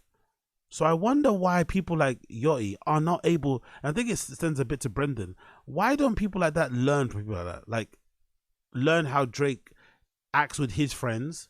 He's the main star there. He's the fucking multi-billionaire guy, but he treats his friends with respect. They all seem to have a place in his life. They don't seem to have any issues with money and getting called out and all this whatever. And especially if you watch the 100 Gigs video, what you see from behind the scenes is that they all like hanging out with each other, right? There's a lot of, like, you know, for lack of a better term, community and whatever, good vibes amongst his social group. They all kind of, in their own way, help him make his records. And he's very thankful for them being in his life. So I wonder why he doesn't learn from that. He learns everything else, but he forgets that bit of how Drake treats his friends. I wonder why. It almost makes me wonder about Brendan. Brendan, like, you're good friends with Rogan, but then you don't treat people the way Rogan seems to treat people, which means with some level of respect. Either way, that's what happened. Sad to see, to be fair, because I'm a big fan of Yachty, and it's sad to see that he let social media once again dictate his relationships and his friendships and get him to act away. But it also revealed that behind the scenes, he's a bit of a shitty dude. And it maybe is a explanation as to why he's had so many different crews and he's been trying to make different collectives pop. Maybe those guys were the issues in their own way, but also he seems to be the common denominator. He seems to be the common denominator in a lot of these situations, and it seems like he's not able to make it work. And maybe just to kind of resolve the situations, similar to like Adam 22 at No Jumper, similar to like Joe Budden at his podcast network, maybe a lot of these guys should just like think about, instead of trying to be the mogul and the head guy with money, just take that responsibility and give it to somebody. Make them that their job. Like, Joe Budden clearly isn't a good manager, I don't think, or leader of people. Neither is Adam 22, maybe because they lack ability to kind of communicate and shit, who knows. But why is it so hard for those guys just to go and hire a label manager, a podcast manager, a channel manager, somebody that just deals with the humans in that building and shit, so that you can be the talent and you can be the figurehead, but somebody's actually dealing with the business day to day? Because I think that would remove a lot of these issues, honestly. Because I think it's difficult when you're the talent and you're the money and you're the CEO and you're the all these things. You're not really good at it anyway, but you're just doing them because you got the money. Whereas if you give somebody that is actually their job, that kind of alleviates that kind of thing for me, that responsibility, and it kind of allows you to be the artist, and it allows the business to be good. That should be the way to go about things, maybe. But again, what do I know? Absolutely nothing. Let's talk about Bert Kreischer. We have to talk about Bert Kreischer. We have to talk about Bert Kreischer. I'm sure some of you guys have seen this clip already, but I wanted to play it for you guys because I think this clip is fascinating. Absolutely fascinating, right? So let's go here. Let me see if where's my notes? Where's the clip timestamp? There we go. So this recent episode of Bert Kreischer on Two Bears One Cave. Insane. Insane. Bert might be one of the worst people I've ever seen in comedy in my entire life. He might be up there as one of the worst people ever. Legitimately a bad human being. Listen to how he treats people, right? Listen to Bert Kreischer's justification for treating people the way that he treats people outside and shit. Again, we shouldn't be surprised, right? Because of how he kind of talks and acts and shit. But I was a little bit surprised to hear this. I'm not going to lie. To hear him kind of like be happy and gloat and almost enjoy the fact that he can be a Karen and get people fucking fired because they don't, you know, kiss his feet when he walks in. It's crazy. Let's play this clip so you can hear what I'm saying, because this is wild, right? So it's 50 court 107. Let's put this thing over here. Bear with me a second. If you're enjoying the video too, make sure you like the video. Yeah, if you're enjoying what you see here, please make sure you like the stream. That'd be greatly appreciated. Cool, let's go. I appreciate you, boys. Thank you so much. Yes, right. Get on that treadmill. We'll see you later. Later. Yeah, Leanne was pointing out times where I've lost, where I think the rules don't work the way I want them to work, and I will, yeah, just tell her to get up here. Situations where I don't think the rules work the way I should work is code for situations where I feel like the rules shouldn't apply to me because I'm rich and famous. And she was, because I switch over. I go to Karen. I go full Karen. Yeah. You shouldn't be gloating about that. I'm not too sure if he understands it because he's quite dumb, right? He spent like, what, 7+ years in college. I'm not too sure if he understands what Karen means or what Karen's associated with, right?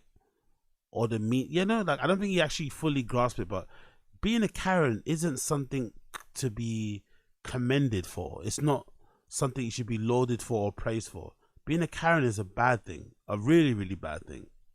Yeah, but it's my Karen. I know. Like we were at the girls' fashion show for the school, and we were with the dads and fucking having a good time. We're having some beers, and one of the ladies in charge of the fashion show came in and was like, she takes it very serious. She's like, Again, what's wrong with a lady at a fashion show for kids in a school taking it seriously when that might be part of her job? Even if she's giving it to herself. Why are you going to look down on the lady for being serious? Because part of the reason why those events happen is because one or two parents take it seriously so that the people like him and his friends and the other dads can enjoy their drinks. Without that serious woman, the drinks don't get enjoyed because she organizes everything. She helps to organize it. She plays a part in it. They get the drinks in, they make sure things are in place so that the dads can kind of let their hair down and do what they're doing. So he's already starting the story off by creating a villain when really he's the villain.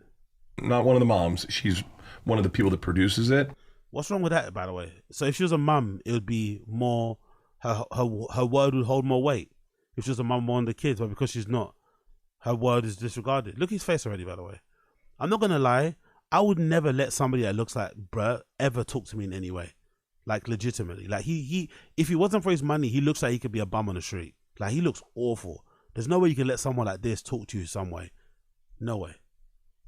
And she comes in and she looks at me and goes, yeah, you're done drinking. And I went, absolutely fucking not.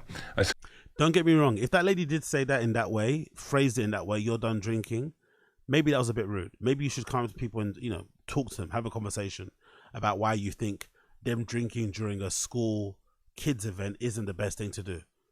Which you probably wouldn't be, right? Getting smashed at a kids fashion show thing seems a bit weird anyway. But we continue. That you are not my flight attendant, so you can leave now or go get me another beer. And then he told her to go get her another beer. What a cunt. That woman got fired. Of course. At Bert's kids' private school, through a fashion show, one of the helpers told Bert to stop drinking because he was obviously getting too fucked up and it's a kids' fashion show. Bert got his feelings hurt and then got the woman fired. What a piece of shit. You're talking about the fashion show. Yeah, fashion show. What we're talking about. What an overreaction and what a piece of shit. He was saying the times he was like, when he switches. I was talking about when we were in Vegas and the lady was like, yeah, you can't sit here, you got to sit there. Oh, it's not very pretty. It's not very cool either. it just goes to show how much of a dickhead he is, really, to be fair. It shows how much of an absolute utter dickhead. And in this clip as well, I think towards the end, they both say something like, oh, I know the comments are going to be bad, but just think about it, guys. We've all done shit. We've all said shitty things or done shitty things to people that we regret. It's like, no. I try and go out of my way not to be a cunt to people. Like, that's just part of what you do as a decent human being. You don't just, like, you know, indulge or tap into the worst traits of yourself and just let yourself talk to people anyhow because you can get away with it. No. You try and resist the urge of doing that, even when you think you're justified to doing it, because it's not a nice thing to do. Well, he was saying when he goes from fun, jovial guy to like, fuck yourself guy? Yeah. And I said, oh, I've seen it. I've been there for it. And he goes, Leanne has a list. And I go, I'm sure it's longer than mine. Yeah. So he wanted to bring you up. For my list? Just give me a good one, and I'll tell Tom. I'll defend myself. Anytime you're told no for access to an area. That's anytime. Oh yeah, that's Fill in right. the blank. That's a big. That's Hey, called you big can't time in walk people. here. And that also is because he feels like he's a bigger star. That's why a lot of the stuff that he does now, I'm starting to realize, isn't a meme. It's not a joke. This is actually true because he's not that good of an actor. He can't turn it on and off. So whatever we see of Bert on, and I'm talking to myself about this because I think some of you guys already know this. This is how he actually is in real life. So he has this thing where he thinks he's a bigger celebrity than he actually is. Like, he'll legitimately, like, you could tell he was kind of offended that Shaq didn't know who he was. He kind of assumed Shaq knew who he was. So it's like, he thinks he's that level of celeb. So he has this weird, like, entitlement and ego and pride in him. So I can imagine if somebody did tell him, hey, you can't go to this area, it's restricted, he would be like, no, I'm a real big celebrity. Like, you should know that it doesn't matter. The rules don't apply to me. I can get in where I want to get in. So you can't walk here. I can't let you in here. Anybody in an arena who's been told who he is. And Oh, hold doesn't on. have Stop a it. Stop it. credential, Hang on. Hang Oh, on. I remember. light them up, like in such a way that I go. No. That's not fair. That is fair. That's they're not fair. actually, you can say, hey, this is my show without being like, go fuck yourself. Exactly. See what Leanne's saying in the background is so right. In those situations, and I've been in those situations, they can be annoying. You've seen it a lot happening in the Paris Olympics, right? The Parisian sort of like police and authorities seem to get a lot of pride out of telling people no. But in those situations where, you know, you're somewhere and it's your event and the security or the staff don't even know who you are and they're making your life a hassle and making you do this and do that, it can be annoying. But usually in most circumstances, 9 out of 10 times, there are some occasions where you just interact with a worker that's just a bit of an asshole and they don't want to budge. But 9 out of 10 times, if you explain yourself, if you actually explain yourself, it's okay. Most people will let you through. It's okay, especially if they know, especially during the time of the conversation, somebody that you know will walk past and say, yeah, this person's good. You don't need to go straight to 100 and start calling people out by their name and cussing them out. No, you need to just talk to people like human beings. Treat them with level of decency and respect. I don't say go fuck yourself. You come pretty close. I don't say go fuck yourself. No, hold on. It's an embarrassing attitude. It's not. It's really embarrassing. Super embarrassing. Hold on, It embarrasses Tom. me. That's the thing that's weird about this, right? Again, like I said previously, I bet you any money Joe Rogan doesn't act like this to people. I bet any money Joe Rogan doesn't like try and big time people. I bet you in real life he's not like this. So all these friends who are way less richer than him and less famous take all of the things that they want to take from him inspiration wise, but they leave out certain bits like, oh, he's not, he doesn't act like a big time enough. I'm going to not do that. It's like, huh? How is your friend who's richer than you, more famous than you, way more humble and way more approachable than you are, and talks to people with some semblance of respect? What the fuck is this? This is a big mistake. I should have never brought her up here. This is why we should have never let women vote. We should have never fucking. I wish she was a voiceless. It feels borderline diva-ish. Okay. All right. I mean, I think Mariah Carey has similar stories. I understand. Okay, listen. I understand everyone right now is hearing this, and they're ready for me to spin out. And I am not the hero in the story. I need you to stop and pause. And I need you to remember that you liked me originally. That's the thing, though. You don't get to control how people feel about the things that you say about yourself. Just because we might like part of your comedy or a part of your personality on podcasts and shit, it doesn't mean when you say assholey things that it's not going to sully everything else that you do. That's the problem with being an arsehole. If you're an asshole, it unfortunately will impact other parts of your life that we don't think you're an asshole in. So let me be my hero for a second. Okay? My hero? You got someone fired. Are you going to give us a humility speech? It's not a humility. She knows you so well. It's fucking exhausting. It's exhausting. Okay, I'll tell you the very last show we did. So I did a 2-year arena run. Now there's every morning. I don't need to tell this to you, but I'm telling this to anyone listening. Every morning you pull into the arena, your team goes in and they have a meeting with the staff, with the security, with everyone that runs the venue. Yep. Here's how today is going to work. Everyone will have passes except for one guy. He will probably be shirtless in shorts and barefoot walking around. He is Bert. This is what he looks like. There's a picture of him everywhere. So when he goes to walk, he will not have a lanyard on. He will not be wearing a lanyard. So just giving you a heads up, when you see that guy, it is the artist. Now, I would say, just to kind of make the situation easy, because I'm sure this is the case. They speak to everybody in the stadium and say, hey, this is the person running this is the person's event. If he's around, let him through. But surely, if you just want to make people's lives easy and you're a decent person, just carry a lanyard with you. Even if you don't wear it around your neck, just have it in your sock, stuff it down your pants. Just carry a lanyard with you. Have your assistant carry it. Is it really that hard? Yes, your team are going to do what they're going to do. They're going to give everybody the rundown. But is it really difficult just to keep the lanyard with you just in case? Instead of not having it, so you can walk around like a big dog, and then when somebody doesn't recognize you, you don't get them fired from their minimum wage job. What a cunt, man. What an absolute cunt Bert Kreischer is. I hate this type of shit. Treating people that work like regular jobs like this, like they should be your servants or slaves or some shit, and then punishing them because they didn't immediately recognize who you were, and then getting them fired from their jobs and shit. Like, fuck this guy. Let's just be fair.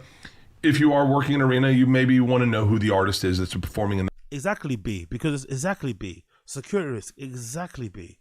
That arena that evening.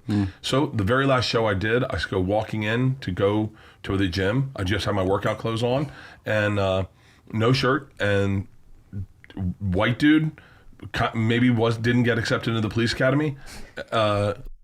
Again, what about you then? Maybe didn't get accepted in the baseball team. Maybe getting accepted in a fucking accounting firm. Maybe didn't get accepted as a movie star. Maybe getting accepted as a fucking TV star. That's why you're doing what you're doing now. Look at this guy. Look how much of an arsehole he's been to people. And again, don't get me wrong. Usually, for the most part, you're probably going to encounter a high level of like jobs worth at like arenas and shit.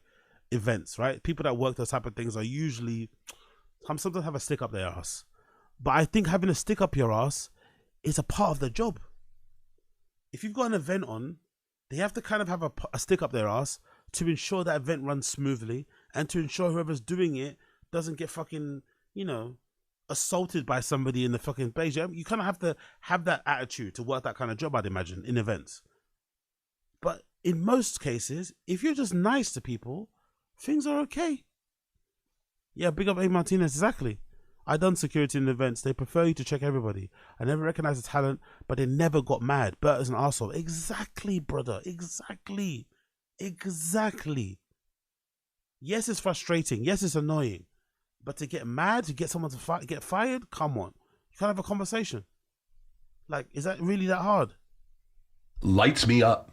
Hey, whoa, I need to see your pass. And I went. He didn't light you up. He was doing his job. He didn't light you up. He was doing his job. Fuck off, this guy.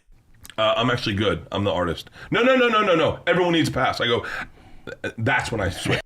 So he switched immediately. The guy says, no, you need a pass. Instead of explaining, he said, and also his first response was a dick response anyway. I'm an artist, I don't need one. No, I'm telling you need one because I work here. It's my responsibility. I'm responsible for everyone that comes in and out of this fucking building. I'm telling you need one. And he's walking around like, and you're not the boss. You rented this place for one day. Or whatever, one night, one weekend. You're not the boss of this thing. Like, fuck off, man.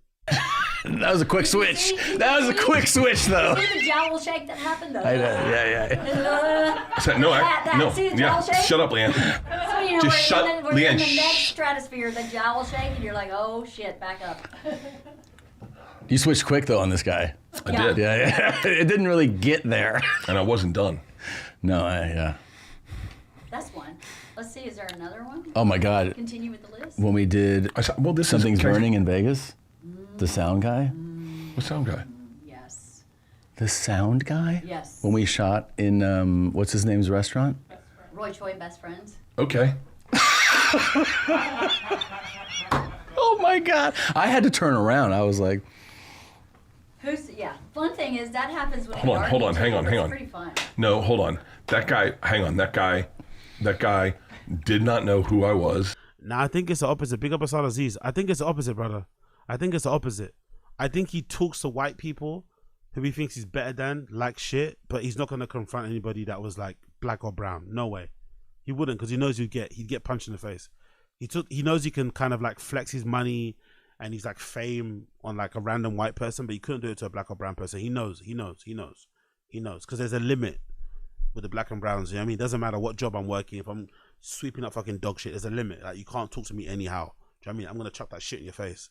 So I think he knows who to do it to. He picks his targets, which makes him a much worse person, to be fair, because it's not like he's a cunt across the board. That's what divas are. They're divas to every fucking person. Everyone fucking gets it. This guy's just a cunt, a serial cunt. But again, no surprise. Having that drinking persona thing and being a bubbly drunk, it's gonna come with some darkness, and this is part of his darkness. He enjoys getting fucking random fucking civilians fired. Fuck him. But by the way, I'm paying him. If I'm paying you, treat me with a little bit of respect. You're not paying him though. He works for the fucking stadium or arena. This guy thinks he has ownership, but like you're not paying him. You're not paying him. He works there. You've got an event there. You're hiring it fair, but you're not paying him. You're not his boss, bro. Technically, you might be on a weekend, but still, that's not the right way to go about thinking things. He's not working for you. If anything, you're working together. Like, humble yourself, man. Like, fucking hell. What a cunt. That's all I ask. A little bit of respect. Or give me the same respect, and this is what I said, and maybe this is a wild statement. Give me the same amount of respect that you would expect every artist to get. Yeah, this is something that I expect. I remember Joe Budden saying this. I remember that's when I thought, oh, Joe Budden's a piece of shit, innit? Before I stopped listening to the podcast, Joe Budden said this line once when he was doing that show with academics on Complex, Everyday Struggle.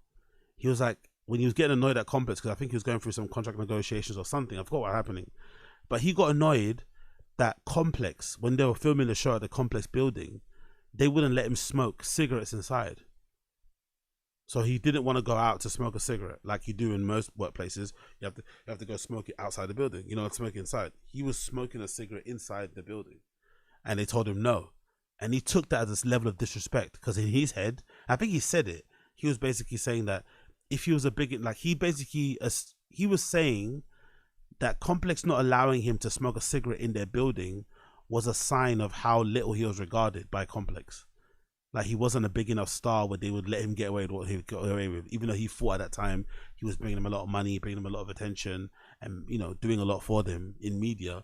He felt as if them telling him he can't smoke inside was a sign of how little he was regarded, which just sounds insanely regarded itself. But that's the same thing what he's saying.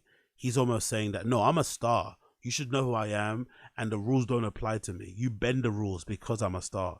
And because he's not, people don't respond well, he then gets pissed off and then punishes them.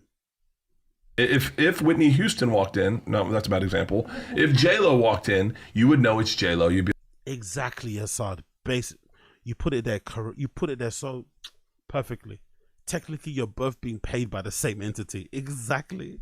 So it's more of a partnership, if anything.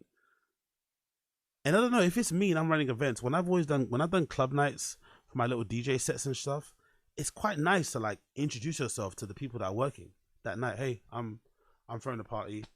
We're working together tonight. Like, not as if like you're coming on some like big, no, like we're working together tonight. You work in this club already. I'm just doing a party here this one night, but I'd like to introduce myself so we all know who we are and that we can help each other make this night a success. And we can all go home to our families nice and safe and shit. Fucking no, this guy Bert's a piece of shit. Like, oh, hey, how you doing? I don't need to see your lanyard. Have a great show. Yeah. And by the way, 98% of the time I walk into a venue, that is how I am dealt with. Okay, that makes you look more like a cunt, bro. If 98% of the time you are dealt with that way, why do you then freak out when 2% of the time people don't recognize who you are or don't bend the rules in your favor? If it was 50-50, I'd understand more. But if you're telling me that 98% of the time people do bend the rules in your favor, people do make concessions and adjustments for you, why would you then act like a prick? And I will say this, and I will make this racial. It has never been a black dude or a black woman that gives me shit. They always go, what's up, how you doing? As a matter of fact, and I was cognizant of it when I was shooting my special. I like I didn't explain it, by the way. They don't give you shit because you don't give them shit. You're scared to approach them the same way you talk to your fellow fucking Caucasian comrades. That's why they don't give you shit. You approach them on a real good boy thing. I had the same old black dude. Me and him, every time I walked in, he got briefed for how that was going to run. I was the only one without a lanyard, but he knew it. And every time we busted balls about how hot Florida was, where he grew up, we talked every time. Every time I've had an issue, it's been a fucking white dude, an overweight, balding white dude. You talking about yourself? Who's lit me up, and I go. I said this one time, I said, if that's how you treat me, imagine if Lil Baby comes in and what do you do to him and his guys? Because I already know how you fucking feel. You got a power complex. I fight power with power for the powerless. I do it for the powerless. You're so humble. You're humiliating. Stop it. She's gaslighting me, and she gaslights me, Tom. She gaslights me all the fucking time. I see it. And then, it's fucking. And now I can't wait to fucking light someone up at Costco, and I will. Hold on. Hang on. This is called priming someone. I think this is actually, you're going to go in there. Yeah. I can't. I walked up. We got close to it the other day. I walked up, and the manager of Costco is back there, and to the Costco we're going to. And I was like, what's selling well? And he goes, vodkas. He goes, you know what's crazy? The Kirkland vodka sells really well. I said, really? He goes, yeah, the higher end ones don't. We got a new one. And I said, it's mine. And he went, yeah, huh? And I went, no, that's my vodka. And he goes, sure it is. And I go, no, I'll be here August 3rd for a bottle signing. And he went, huh? And it's moments like that where if I feel like he's going to tell me to go fuck myself, that's when my skin. I think you're looking for it though, at that point, right? No. What I'm trying to do was. You went to a random Costco where they sell probably hundreds, if not thousands of SKUs. I can't even imagine how big and how broad their fucking liquor department is, or their liquor section. And you get pissed off that a random guy in a Costco, yes, he works there, but he doesn't know that you're the person behind poor fucking shitty Ossos vodka. You're upset that he didn't recognize you because you're meant to be coming in for some signing. I bet you there are sometimes signings at Costco's for liquor companies or whatever they may be that some of the staff aren't even aware of until the day it happens.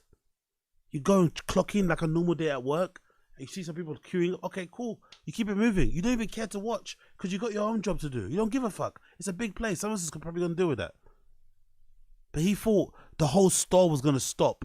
People are going to start clapping, like, you know, when the customers first leave the Apple store after a big event.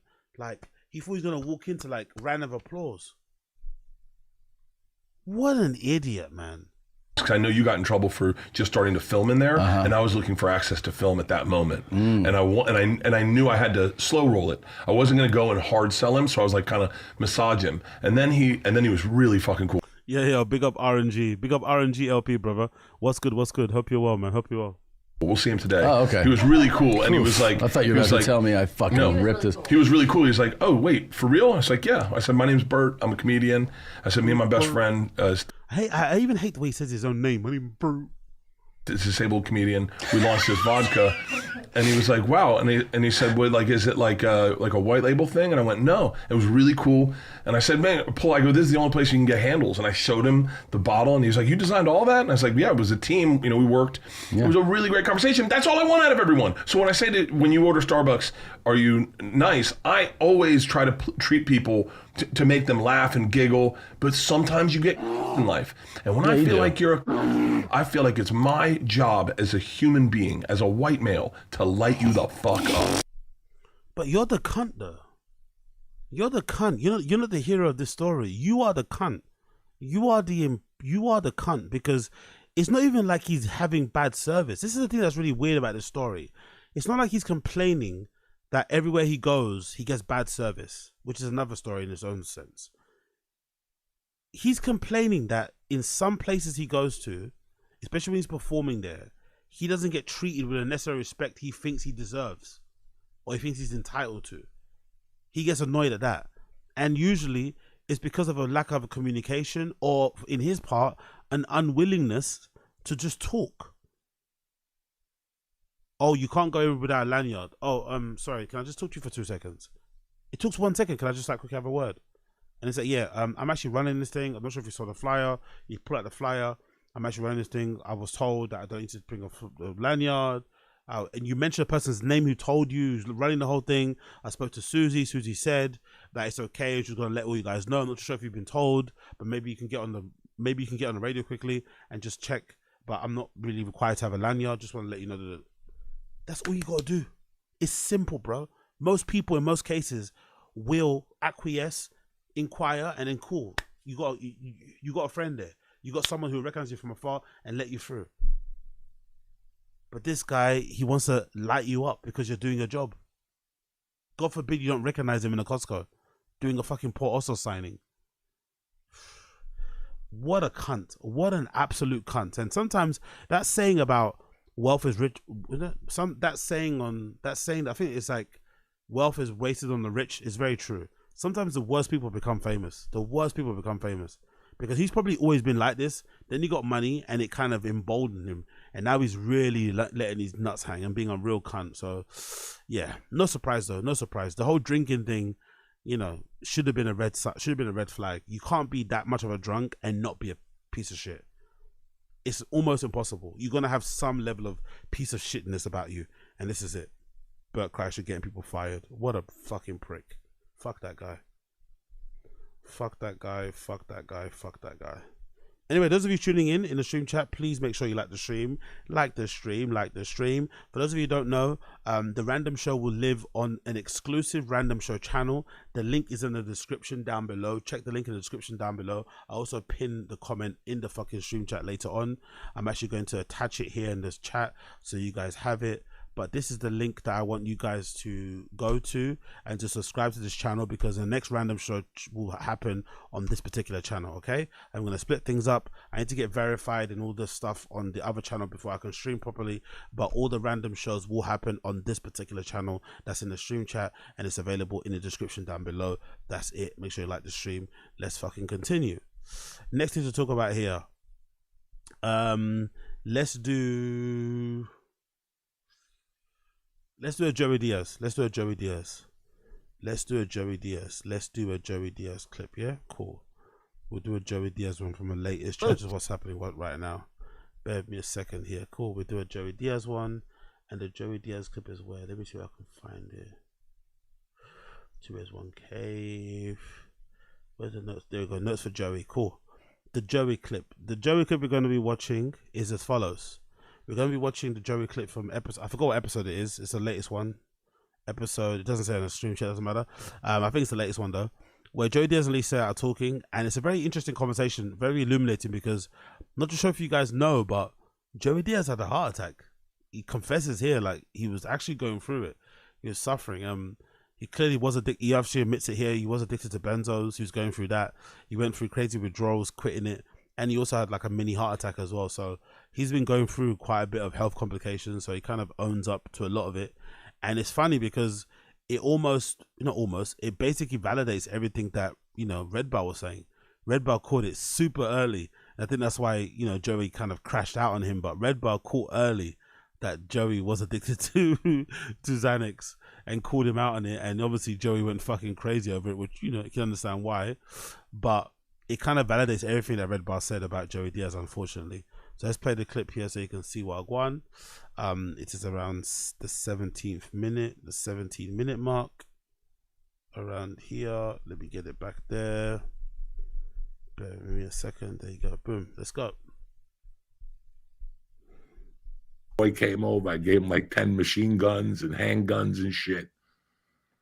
And we just went to the airport, to Burbank, and we flew out of Burbank. And I was sadly, you know, let me tell you something. Let's get back to the story here. That was all fucked up.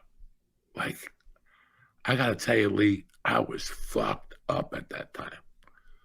I was so deep in the edibles, the podcasts, the stand-up. It's hard to explain where I was.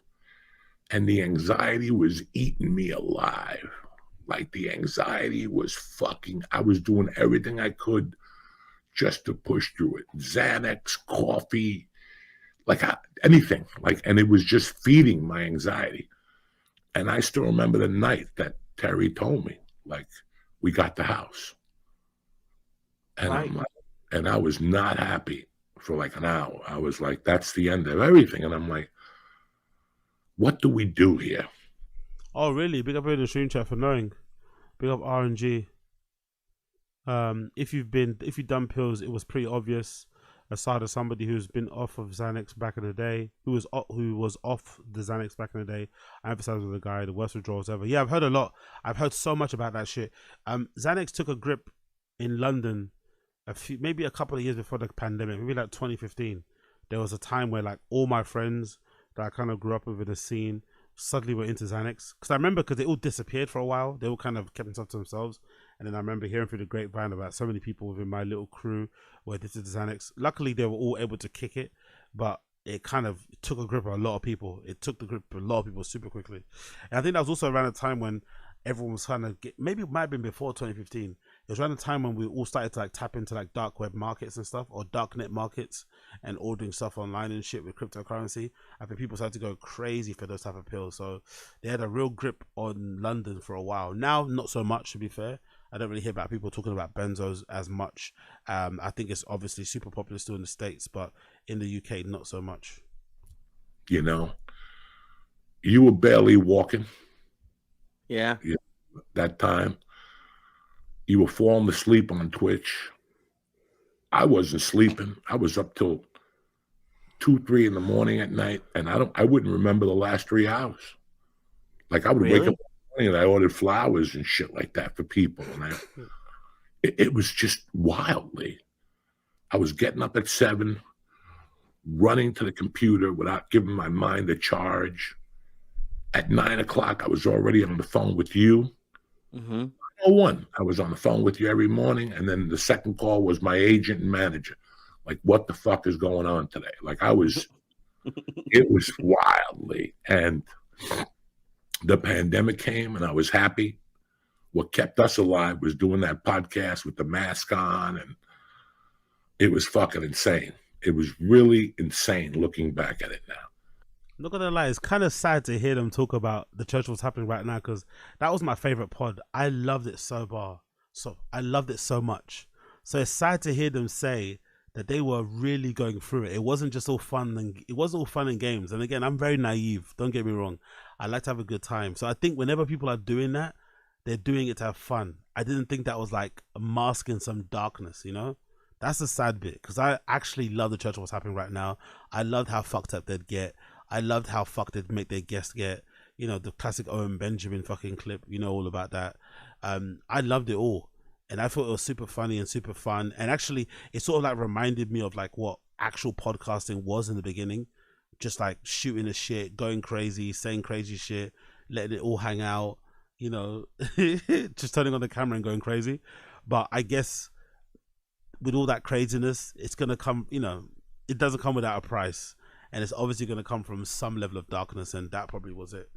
And just getting to tell you that, listen, we're wrapping this up. And it was very hard to not bring you with me.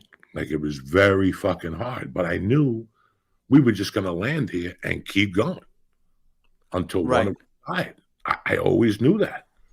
Hear that? He said he actually feared that one of them was going to die. They were going so hard in the paint that they're going to die. And I got that feeling, I'm not going to lie. When he did end the pod, it felt quite abrupt. I remember when they did the ending show, and I remember Lee Sayat being really tore up about it. He was really upset because, you know, he loved the show and he kind of felt a bit aimless, like he didn't know what to do with his life. Like, what am I going to do now? Like, this is my everything. And he kind of ended it. But then looking back, it kind of did feel like Joey was doing it to kind of like help him. Like, hey, I'm already a mess. I'm an addict. I'm fucked up. I don't want to take you down with me. I'm just going to cut the cord. You know, I'm not going to explain. I'm just going to cut the cord and hopefully land on your feet. But if you stay with me, you're going to fucking die. Or you're going to get in trouble. You know? It's like, oh, I was so upset when it ended, but now it makes sense why it did end. At that time, I felt like shit. The pandemic was starting to make me feel better. I was sleeping a little bit. Yeah, exactly. Bad news. Exactly bad news. Yeah, Red Bar's gonna tear this clip apart. He's gonna be analyzing this clip for like 2 hours. I was home. You didn't have to go to the store. You didn't have anything to do basically, except go to the podcast room and get high. We wore masks, but we still got fucked up. Fucking ketamine. It was just, you know, and I still remember like feeling bad. Like, what am I gonna do with Lee? Like, what the fuck? But we're gonna kill each other. Either I'm gonna die on him in a podcast room, or that poor kid's gonna die on me. He's asking me not to take him to the. Is he in the hospital? That was a different night. But it just wasn't normal. And then, yeah, exactly. Somebody mentioned that. Big up Booth McGee. Yeah, I know. Oh, look at that pause. I need that screenshot. I need that screenshot. Look at that fucking pause. Fucking hell, Joey. Somebody mentioned it before. Big up Booth McGee. Joey looking. No, was it Booth McGee? Joey Diaz looks prehistoric. I forgot. He's like, isn't he like the same age as Joe Rogan? Like. But I quite like it because I think Joey Diaz probably has like his genes are probably just like that. I reckon Joey probably always looked. He's that kid in your school that looked 25 when you were 16. But I also think this is the consequence of living a hard life. Like, you know, Joey Diaz isn't lying when he tells you those stories about taking Quaaludes or about doing coke and going crazy and jumping into people, creeping through a woman's window to eat her out and shit. You know, he's not lying. Like, he's lived a hard life. That's why he looks like that. You know. You don't live that life that he's lived and not pay the price, you know? Your face is going to tell the story. If you thought my world was fucked in LA, when I got here, it was really fucked, Lee. In what way? Like, I didn't leave. When I first got to Jersey, I think it was a Tuesday maybe or a Monday or something. I basically left that apartment. We had like a corporate apartment, and I basically went just to jump in the pool. I would swim. Mm-hmm. There was no weights. There was no kettlebells. There was no punching bag. I would just swim. Yeah, bring up Brendan Maury. He lives a hard life, but also loves to tell the tales. I heard people say this. Why don't people like that sort of stuff? I don't mind it. If you live a hard life and you want to share some of your stories, what's the problem with that? Let me know why you guys don't like it, because I've heard people say that before. They don't like the fact that he shares these stories, or he seems to kind of like bask in them or glorify them in a way. But if this is part of your life, why wouldn't you want to share this story as like a cautionary tale and something to kind of like look back on and think, oh wow, I was so fucking crazy back then. What's wrong with it in your eyes? I'd love to know. Let me know in the stream chat. What do you think is wrong with sharing those stories? The only thing that saved me in Somerset was the food. I just got off. Everything was open in Jersey. I was getting mussels. I was getting pizza. It was fucking phenomenal over there, the food. The bagels in the morning. I was going to this bagel place. And that took me about... Okay. Guys like him are a dime a dozen. They're class A bullshitters, even if they live the crazy life. Okay. You got a point there. As much as I like Joe... Oh, that's another screenshot. As much as I like Joey Diaz, there's no denying he's a bullshit artist, for sure. he's definitely a bullshit artist. I think what's that thing called? It's not that he shares them, it's that he exaggerates and makes up outright lies. I'm missing. I think his mafioso stuff is played up as an act. You might have a point there. You might have a point if you put it like that. I guess I just love him because I know I've got a crazy part or a crazy side of my personality, and I can kind of live vicariously through him a little bit, you know. Well, I just love the crazy stories and I love hearing about them. But I know what you mean. When you put it like that, I know what you mean. I know what you mean. It plays well on stage, though. You can't deny it does play well on stage. As a comedian, it does play well, you know?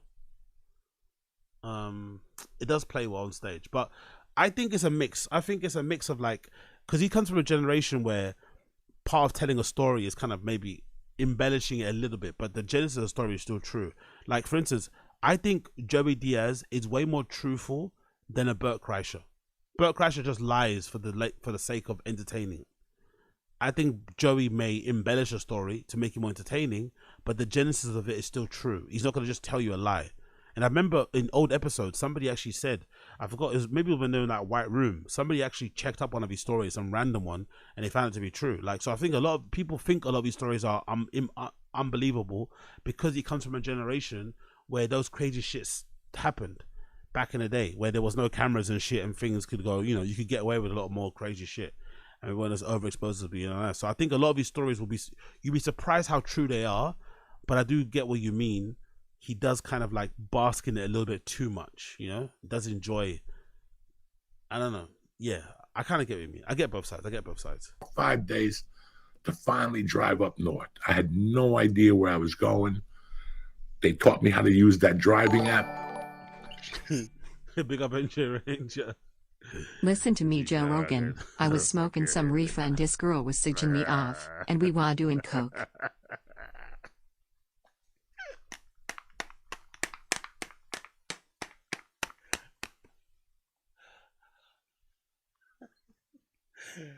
NJ Ranger is such a cunt. I read that exactly in his voice. Listen, Joe.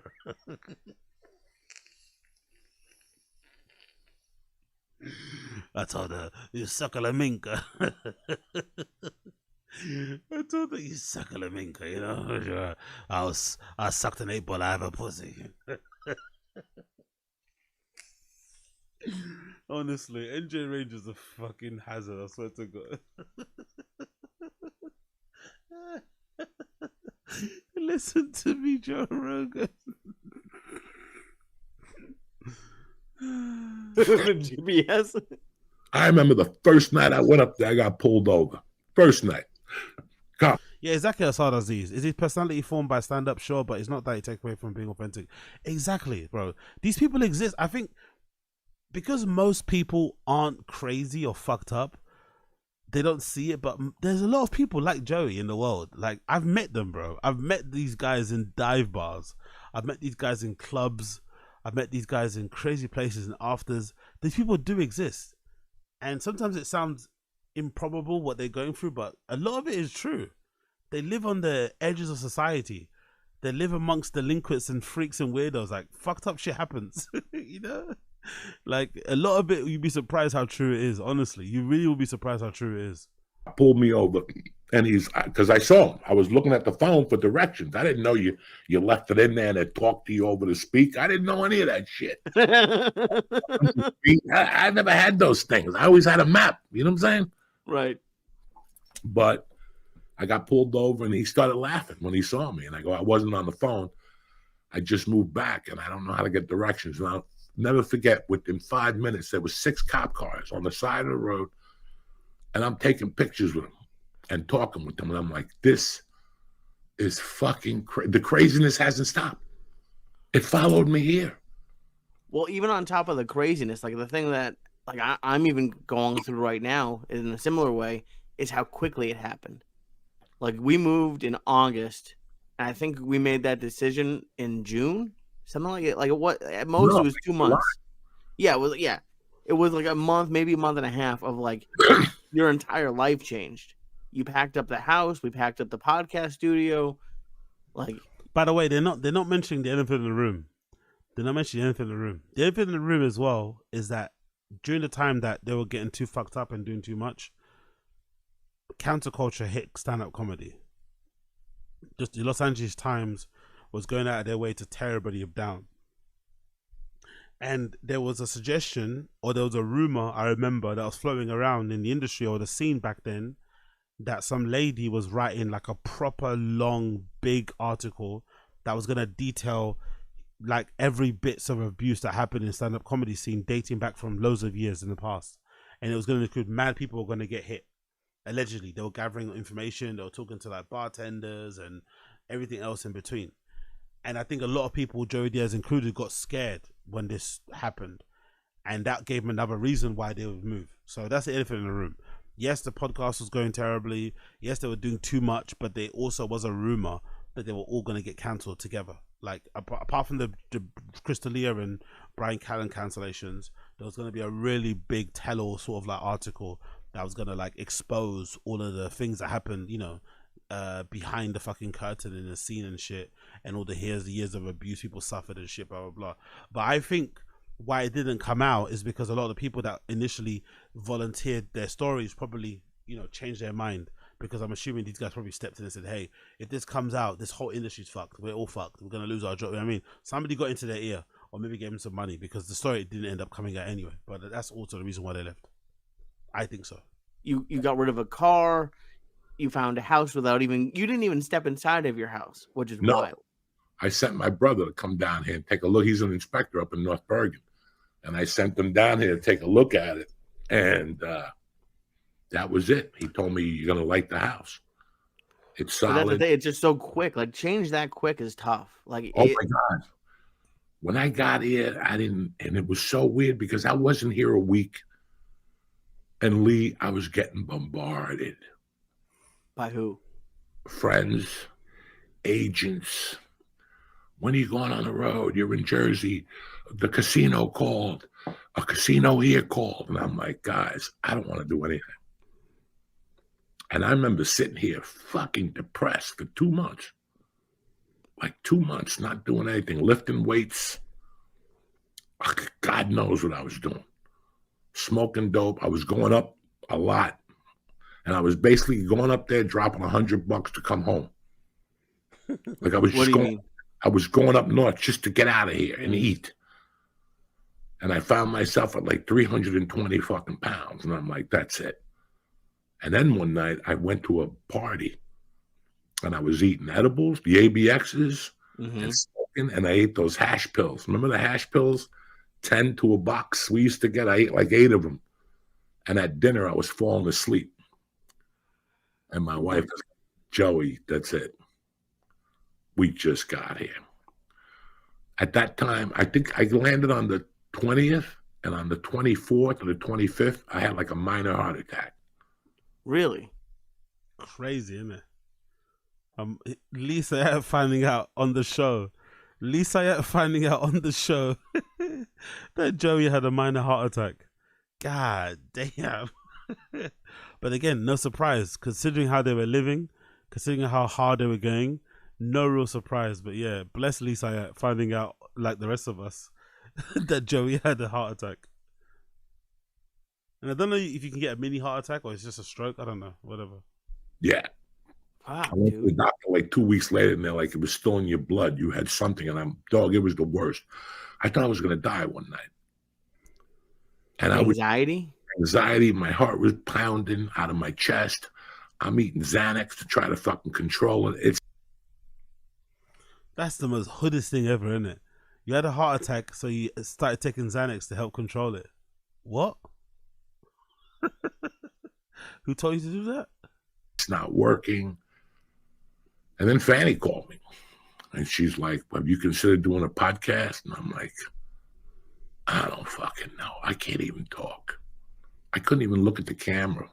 If you look at those podcasts, I was not myself at all. Then I got the knee surgery. Mm-hmm. You know, I basically got the knee surgery because I had so much fucking anxiety. I just went down there one day. And got a surgery? I just went down there like on a Thursday. He checked out my knee. And he goes, we could do it January 8th. And I was like, do it. He told me like 3 weeks before. And I remember chickening out. I was like, I'm not going to go down there. And it was a Saturday. And they wanted me to do the blood test, the whole fucking pre-thing. Mm-hmm. Now I'm fucking petrified of COVID at the time. Yeah. And I get down there. And I'm sitting there and I'm like, I'm going to die in here.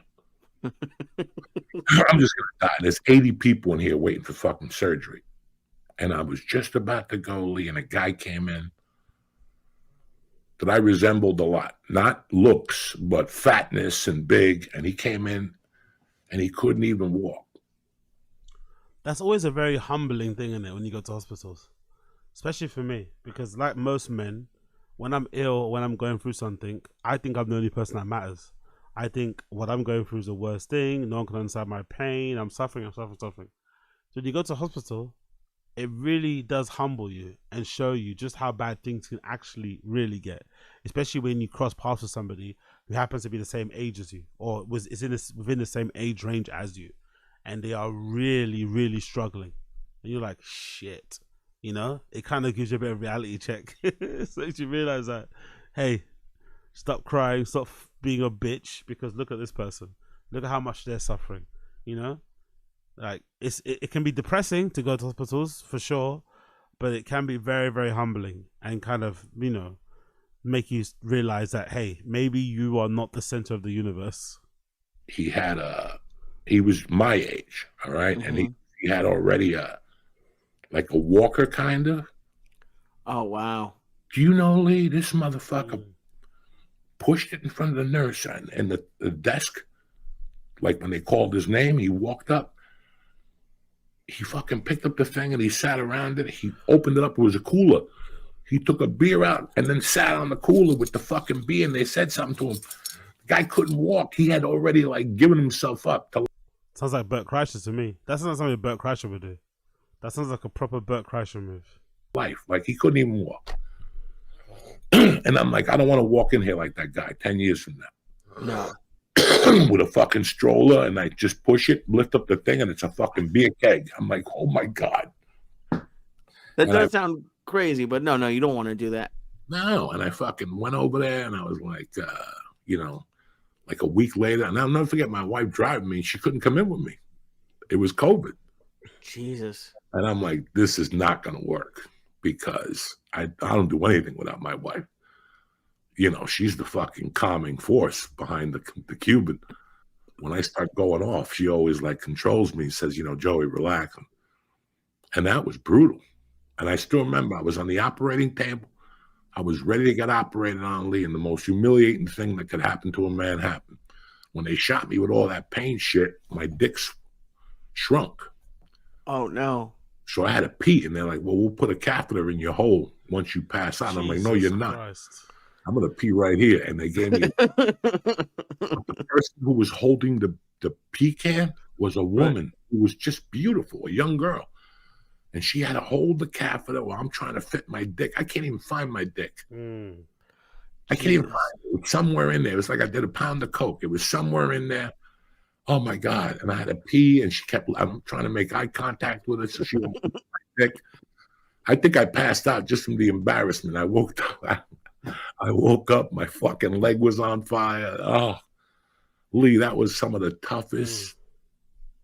And then when I was the night in the hospital was when I started having those palpitations. Connected, and they called the doctor. The nurses came running in at like midnight. And they're like, what's going on with your heart? What's going on with your heart? And I go, I don't know. This isn't good. And I remember I had weed in the bag because I thought I was going to sneak downstairs and get high at some point. And I had rolling papers, a lighter, but they wouldn't even let me off the fucking floor. I'm like, God damn it. And I'm watching like 3 channels. I'm dying. And they came in, they calmed me down, they shot me with something. But the doctor on duty kept looking at me weird. Spanish guy from Spain. Oh, okay.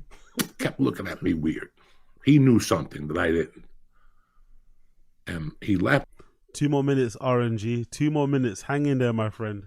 2 more minutes. Hang in there, my friend. And he came back and he goes, here's my card. Do me a favor. Call me on Monday. And I must have called him 3 days later. And he's like, I've been thinking a lot about you. Can you just come in here? I want to check you out. I didn't have a heart doctor at the time or anything. And I went to see this guy. He was far. He was like an hour away. And I basically went. They drew blood. They did all that shit. And I had to go back a week later. And when I was sitting there, not even the doctor knew this. The girl said to me, what's going on with you is you're withdrawing from benzos. Wow. I always love shit like that, you know? I always love shit like that. I always love shit like that where like the doctors can tell instantly, or the nurses, what you're going through. Even when you don't know what you're going through. You know, it's not even like you're hiding it or you're lying. They can just tell, oh yeah, withdrawals. Oh yeah, this or that. It's like, it's pretty like, that's wow. I love that sort of shit. I'm not gonna lie. Basically, look at Lisa Ayer's face. He looks like he's withdrawing. Lisa Ayer looks like he's withdrawing right now. He looks like he's fucking withdrawing. Whoa, okay. What are you talking about? And she broke it down to me. She told me what book I had to read and all this stuff and how to start my diet and change it around. And I must have bought $1,000 in fucking pills to help me, like with the feeling, because the feeling is horrible. And there was only one thing that really helped me: New Mood. Really? Went on one of those chat rooms and somebody said, try New Mood from Honor, that calms you down. And New Mood, a little bit of a Joe Rogan shield there, but we're gonna leave it because it's a sensitive subject. Was calming down my withdrawal. Not a lot, a lot. Like I would have withdrawals in the morning. I would be good all day, and about fucking 1 o'clock, my life would change after the gym, after everything. And I had to get the Xanax just to fucking cut in half and take it at certain times. And then I called BetterHelp. Those are the first people I called. Oh, and they're great. Anyway, that's basically it, man. That's basically it. So, Joey Diaz had a mini heart attack. He was suffering from benzo addictions, was going through withdrawals, didn't know that's what's causing him issues as well. Fucked up his knee at the same time, all that going for. So, all of that internal stress and complications must have been in part due to the cancellation of the LA comedy scene, because we don't look at it like that anymore, but it did completely decimate that scene, innit? Everyone getting cancelled completely destroyed that scene, and they still I think they kind of recovered now. The comedy store has a completely different direction. There's a new lady running the ship there who's past different people and kind of does her own thing, so that's obviously advantageous. But for the most part, a lot of those guys who made their career based on the LA comedy scene are really struggling to kind of regain that same footing. That's why some of them moved over to Austin to try and, you know, rediscover that magic by hanging out with Rogan. But that whole scene got completely destroyed through a couple of articles. And it seems like all that stress that Joey Diaz was going through manifested himself, you know, in these complications he was going through and, you know, the benzo addiction to kind of help numb the pain and shit. So yeah, crazy shit, man. Crazy fucking shit. But also sad to hear that they were actually going hard in the paint when it came to fucking I need to steam the flag, innit? It's so wrinkly. They were actually going through a situation that was bad when they were doing Church of What's Happening Right Now. Anyway, let's move on. Let's do a bit of Papa. So we got a couple of things of Papa to talk about here that I missed out on. We've got quite a few here I missed out on, innit? Shit. Okay, so we got to do episode 1018 and then do 1019 later. Maybe when I come back. So yeah, let's do 1018. So we're gonna do it by order. Let's do 1018. So we do a TFAT K episode number 1018, and then we'll move over to 1019. Whoops! Every day I've been hustling with the kid. Bear with me a second here, my friends, while I get this up on the screen. If you're liking the stream, please like the stream as well down below. If you're liking what you see what you like, please like the stream down below. Do me a favor and like the stream. So the first clip we're going to be playing is from 8 minutes in. It's about 8 minutes in here. Pretty interesting one, right? So in this particular clip, Bryan Callen attempts to tell a story about him taking some nicotine pouches, but of course, in true Papa fashion, he doesn't let him even finish or, you know, tell his story in full before he interjects and just acts like a bit of a dick about the whole thing. Kick out of this. So my nephew, he does nicotine pouches, and I was walking with him in New York, and he gave me. Papa's already bored, by the way. Look at him rubbing his face. Papa's already bored. He's already annoyed. He's already being a cunt. Bryan hasn't even, you know, started the story yet, and he's already being a cunt. I think it was a 14 or whatever. Not a chance. Milligram, not a chance. You'd be on the floor. Oh, dude. You'd Oh, be- no. Hold for the But story. hold on, tell me the brand. Hold for I the can story. tell you what. I don't remember the brand. Hold on, I but put is it in my but upper he- lip. But he got it like. Let him finish the story. Let him finish the story. He's already interrupted him like 7 times in the space of less than 50 seconds. God almighty. From a store in New York? Yes, sir. Yeah, it's going to be like high-end price 6 milligrams, which is... I think it was 10. I'm almost positive it was 10. I don't know. And I put 10 in my lip. That's a ton for And you. old Bry got these spins, yeah. right? I got Yeah. the spins. Now, here's why I'm recently interested in nicotine. Because I've been smoking cigars a couple times. And I enjoy it because I enjoy the feeling. The buzz, And the yeah. feeling is Wakes clearly you a up. nicotine buzz. Yeah. So I go, give me one of those. Now, I had to stop and sit down. I was like walking like I was drunk. Oh, there's nothing That's worse. a lot. Like when you do too much nicotine, there's Yeah, nothing I worse. don't know how to Like process Casey it. does. I forget which brand he uses. Zen. He does Zen, but there's like 2 milligram, 3 milligrams. Yeah, I did a 3 Good. milligram. That's what you want to start with. Bought 3. with a, Just one. Yep. Bought a 3 milligrams in Toledo, talking to fans outside the second show. And I had 3 milligrams and I got the old Spins? Oh, man. Because I'm just not used to it. And I'm talking to him, trying to keep like myself. So I guess in this respect, we also know that Callan is trying to get himself a nicotine sponsorship. It's pretty obvious, right? Callan's throwing this little signals out there in the hopes of getting himself a little nicotine sponsor, you know, maybe to help pay for the Tesla payments and shit. Yeah. Pussy. And then I dipped, I put it in my lip when I was flying home. That's a bad idea. And I got a rush and I texted But you didn't get sick? I texted you 50 times. I know. And I was like, And hey, dude, I'm at Brendan Tigers goes, game. I'm on hey, 3 it's hours of Sunday. sleep. I'm on 3 hours of sleep. I'm at Tigers game. He's like, I don't know, man. I'm asking him 1,000 questions. I want to talk about the DDT. I got that. Oh, It was like I was on Adderall or something. Yeah. I'm a little grumpy when I don't get sleep because I...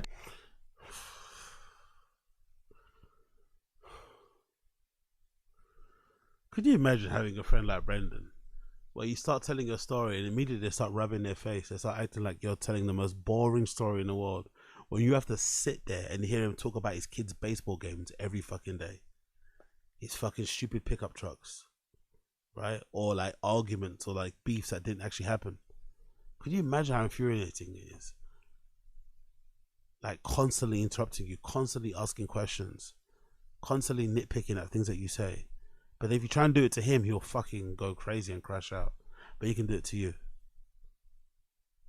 It must be so annoying and frustrating to be his friend. So annoying and frustrating to be his friend. Next clip we're going to play here. Yeah, let's play this one. Brendan big timing a dad at Tigers baseball game.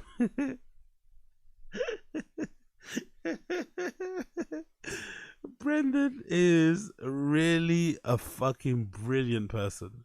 The way that he shits on people and treats people in public is probably how they deserve to be shit on, because they're all baseball dads, right? Which is shit anyway. So I love it. I love this side of Brendan when he just lets in, when he just kind of, you know, leans into his douchebag side. I quite like it. I'm not gonna lie. Let's listen to the story. Took the 6 a.m. flight home. I got done with Rogan. That's the 4 companion. a.m. for Yeah, you. yeah. So you had to wake up at 2 a.m. your time. 2 a.m. my time. You see the difference in the storytelling, by the way. When Brian tells his story, Brendan nitpicks at every detail to kind of, you know, dismiss or whatever his story. When Brendan's telling his story, Brian, like a good friend, bigs him up. He uses opportunity to glaze, opportunity to kind of, you know, make him look better. Oh yeah, that means you had to wake up at like 2. Man, you're a beast, bro. I don't know who wakes up at 2. Only beasts like you can wake up at 2. You know, he adds to the story by making him look better. Brendan nitpicks to make you look worse. I got maybe 3 hours of sleep because I got back to the hotel at 11. Yeah, then I had to get up. Yeah, so I just can't get a ton of sleep. Rushed to Tigers game straight from the airport. I'm a little cranky, hungry. I haven't eaten either, so your boy's a little cranky. And I'm A little cranky. So this is the excuse for the terrible behavior, by the way. there watching T's game. Like I made it in the second inning. I'm like, oh, thank God. So I'm there. And then this guy goes, hey, like right when hey, where do I know you from? And I'm like with all like the dads and my girl. And I'm like, what? He's like, where do I know you from? I'm like, I don't even know, man. I'm trying to watch the game. He's like, no, hold on. And I was like, dude, a podcast probably, right? A podcast? And he's like, yeah, that's it. Which one? I'm like, I don't know what you watch, man. And Joanna's like, dude, usually you're never like that. I'm like, Joanna, usually you're never like that. Look at Brendan being an asshole to a dad just saying what's up. And it's not even like he's in like a, what's like a public place. It's not like it's like with randoms. These are all, you know, families of the kids that he's playing with. So, you know, give them a little bit of, you know, let them off a little bit. Really. These aren't randoms. These are like, come on, bro. Really? Is it that deep? I'm trying to watch the fucking game, dude. I'm here to watch the kiddos, man. Like, what am I supposed to sit here? And she's like, yeah, I'm just saying, like, you're a little on edge. I'm like, yeah, you're right. My bad. Oh, because you were a little on edge. I was tired. It wasn't his fault, by the way. He was tired and he was hangry. That's why he was being a cunt to the fellow dad that said, I recognize you from somewhere. You were just on Rogan. You were just on The Fight Companion. Maybe he saw you on there. Like, come on, bro. You can't just be like, oh, yeah, true. I was just on Rogan. That's actually originally, and just keep it moving. It's easy to do. Yeah, I was just on Rogan. But yeah, I'm just going to come back to my kids' game. You know, just want to call. Oh, yeah, no way. It's not that big. I'm just there. I want to focus on the game. Yeah. I'm always very nice. I'm always nice, but Brendan goes out of his way to always mention how many times he gets recognized on the street. He loves mentioning, oh, some fan. Then he gets annoyed when an actual fan comes up to him in real life. So the story that he tells are usually false or made up or embellished. But then when he actually does get in, you know, confronted, when he actually does get approached by his actual fans, IRL, he doesn't even have the decency to be nice. He treats them like peons. Also, I never sit with the other dads and parents. Usually I'm off on my own. Well, here's I'm what in happens the corner to me. because especially if Tiger's pitching, I'm all the way in right field where he can't see me. And also, like, he doesn't need more pressure with me watching. Like, he wants to impress me. I don't want him seeing me. Right. And then also things You don't want to create a buzz. But also the things I say, I don't want him to like see. Callan, you don't want to create a buzz.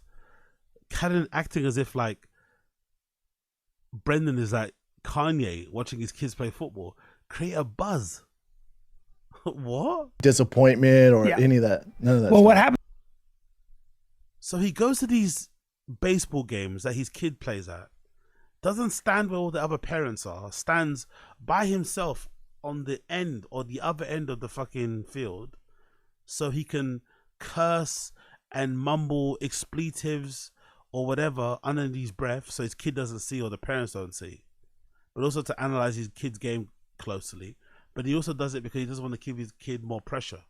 Bro, I'm sorry to tell you, but you are giving your kid more pressure by default of leaving the area where the parents are and standing on your own in some other place, trying to give him like private lessons from afar. You are basically giving him more pressure. The giving him more pressure will be time to just go out there and enjoy himself. And then you sit and hang with the parents. One time you're talking, turn your back to the thing. Another time you're just watching them intently and cheering along. That will probably make him more relaxed as opposed to just, you know, saying it's more relaxed. Wow, bro. This is a terrible way to kind of deal with these situations, you'd imagine. I stand all the way over there by myself. I'm special. I don't stand with the regular dads. Regular dads are not me. I am not regular. I am Papa. Jesus Christ, man. Continuing on. Let's play this one. Ariel Helwani leaving. Right? Ariel Helwani recently left his previous role. He's now doing his own thing with, I think, is it Yahoo Sports or something? There's a new division that they're kind of ramping up with, and he's going to be obviously helming it, which is fucking sick. So big up Ariel Helwani. You know, he's my guy. So they spoke about it on the pod, and let me actually go to the section here where they speak about Ariel because it's fucking hilarious. Let's go to, I think it's like 30. I think it's like about 31. Should be here, around 31. They speak about Ariel Helwani, and I find it pretty funny. Let's go here. Boom. Yeah. What else you got, Jen? By the way, I love the dead air nowadays. There's so much dead air on this podcast now. They're literally going through the motions. Clocking in, clocking out. There's so much more dead air on T-Fat-K than ever before in the past. Like, legit. Like, absolute dead air. Not chin interjecting, not saying that's interjecting, nothing. Just 2 or 3 seconds is just nothing. Real quick, since we're on MMA, let's just talk about Ariel Helwani. Do you know any details on what's going on with him? Because I love how Chin suggests that Brendan might have extra details because Chin thinks Brendan gets like insider MMA news, when really just reads what we read on Twitter. And why would he know anything about Ariel? They're not friends. He doesn't work in media in that capacity anymore anyway. So why would, but yeah, that's another great assist there by people around Brendan. Brian makes, Brendan sounds more amazing, and Chin obviously tries to humanize Brendan in some way. I know as much as he's decided to let out. Yeah, so people don't realize these idiots like fired again. He wasn't fired. His contract ran out with Spotify and the other platform he's on. Hold on. Brendan is mocking fans for saying, oh my God, Ariel got fired again, another firing. Isn't he the person that started that rumor? Isn't he the person that reintroduced that rumor back into the fucking MMA public consciousness? Wasn't he the reason that people were saying that? He suggested that he was the reason why Ariel got a gig. He suggested that the reason why Ariel keeps getting fired or has issues with certain places is because he's a bad person to work with. He's a nightmare, allegedly, according to Brendan. And now he's trying to hint that isn't the case. Huh? You're the one that started that rumor. People are repeating that rumor because of you. And now here you are acting as if like people are being dumb for thinking that Ariel got fired again from another job. When you're the one that, whatever. And Vox. he was, Vox Media, and he was waiting to decide. He had other options. And so he went with the other option, whatever that is. I bet it's more of a Tucker Carlson thing, If these guys are so big, they can just go on their own, You don't have to do that though. As Ariel proved, because you got another deal with Yahoo. Because Brendan keeps making it seem like everybody that does their own thing is kind of following his path, or it kind of justifies him leaving Spotify. But the difference is, Brendan didn't leave Spotify. Spotify didn't renew his contract. He tries to spin it to make it look like he was the one that left. But clearly, from what we can ascertain, unless we have different information to prove the contrary, it looks like Showtime were the one that said, you know what, we're all good on you. We're going to go another direction. That's what it kind of looks like to me. But he's trying to make it seem like they didn't, and he chose to go on his own and bet himself, which is why he's also, in a way, trying to encourage Ariel to go by himself or to go bet on himself. But in Ariel's case, you're a media, not say media darling, but you're one of the most respected people in media.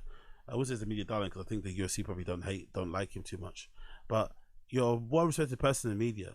Why would you want to put your own money up when you can get someone else to put their money up for you? They can put their money up and pay your salaries, pay production, whatever, and you just be the talent. Why wouldn't you want to do that, So I think that's the main issue in this regard here. So I bet he's just going to do his own thing and take all the money. That's the move. This day and age. That makes sense. He's got a following. Why would you work for somebody else? I don't know. The only choice he had would be to re-sign with Vox Media and all that, but I'm sure they're taking a percentage. Your biggest Severa design. Can we play gold now? Not tonight, brother. I'm actually going to leave after this kick because I got to go gym and shit. But not tonight. It's a bit late for me. I started a bit late because I was asleep. I was so tired from work and shit. My body just fucking broke down.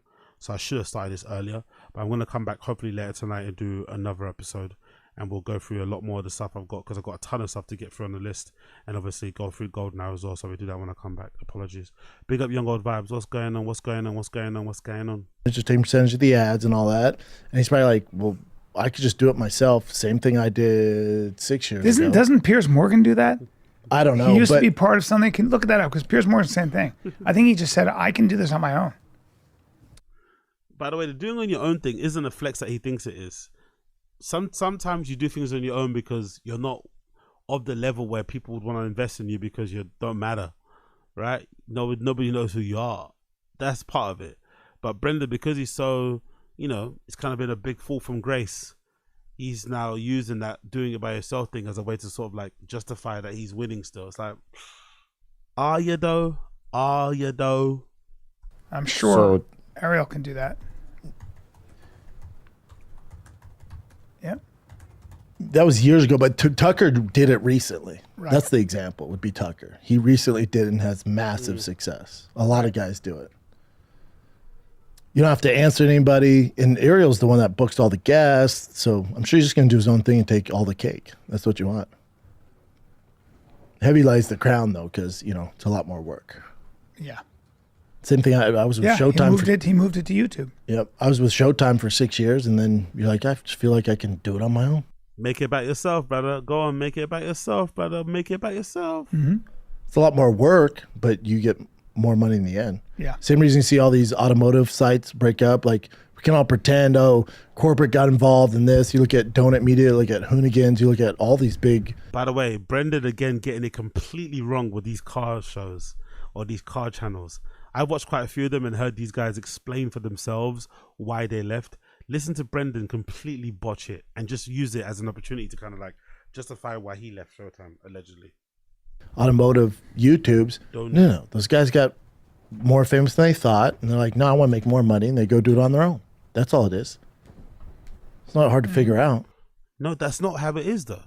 Most of those guys have said the reason why they left is because the companies they were working for got bought out or got investment from other people who then brought in their own people that then changed the working environment they were working in. So maybe they were given a lot more leeway, a lot more room to do their own thing.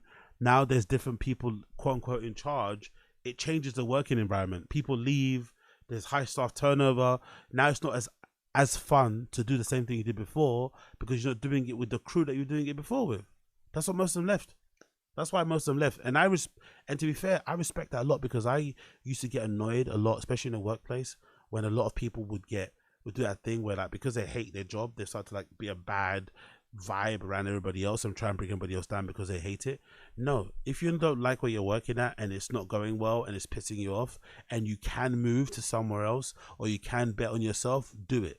Because the last thing you want to do is to bring everybody else's mood down when you're just trying to do their job because you're having a crisis of confidence or because you're just not enjoying what you're doing. Like, actually leave. That's actually the brave thing to do. If you're not enjoying it, leave and try and go somewhere else, or leave and do your own thing. So I respect all those car dudes and those channels for doing that because it probably was risky. A lot of those guys, especially those guys that worked at Donut Media and stuff, like, could you imagine how good their salary was to just like clock in and clock out? You know what I mean? That must have been a decent, but now you got to do your own channel, run your own thing. It must be fucking crazy. So they're taking a big risk doing it, but I understand why, because, doing it for somebody else and then having them treat you like shit probably doesn't make any sense. So big up those guys, big up those guys. Yep. That's all it is. Yeah, can't divide audiences. Morgan's interviews regularly attract hundreds of thousands of views on YouTube. Sometimes reaching millions. Yep. There you go. Just moved it right over. Yeah, but the best example is Tucker Carlson. Not even close. Where does Tucker live? He's on his own. Tucker Carlson show. He's on his own. Right, but I think he signed a deal. Where can you find him? He's on Spotify. He's on wherever, all over. Yeah. I think he does some stuff on Rumble, but his actual show is he owns it all. Tucker Carlson show. It's great. His own streaming service. Yeah. Candace Owens does it. Like, a lot of guys do it.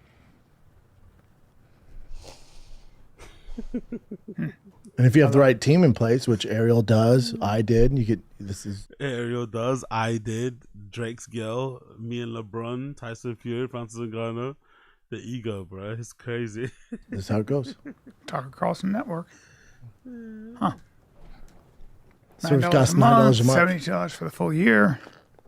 And think about it. So $72 for a full year probably has 1 million, I bet, subscriptions. Not bad. Figure it out. A lot of money to be made. Yo, big up Asaziz. Imagine you see a show and everything that you say trails off into a year. Yo, I've been listening to a lot of I was listening to Tuesdays with Stories earlier today. There's like a live episode of Tuesdays with Stories with Mark Norman and Joe List, and it features Ari Shafir. Really fun. I forgot because I haven't watched a live podcast in a while. I forgot you could actually do a live podcast and it'd be fun. The podcast that they did was super fun, bro. Actually really funny. Joe List, Mark Norman, Ari Shafir. Who knew you could do a live podcast and it'd be funny? It's really interesting when you listen to a comedy podcast that's actually funny, and then you watch T-Fat-K, it's like night and day. It's like those guys go out of their way to try and make each other laugh. Like I watched the Regs. The Regs as well is really good. Actually, the real.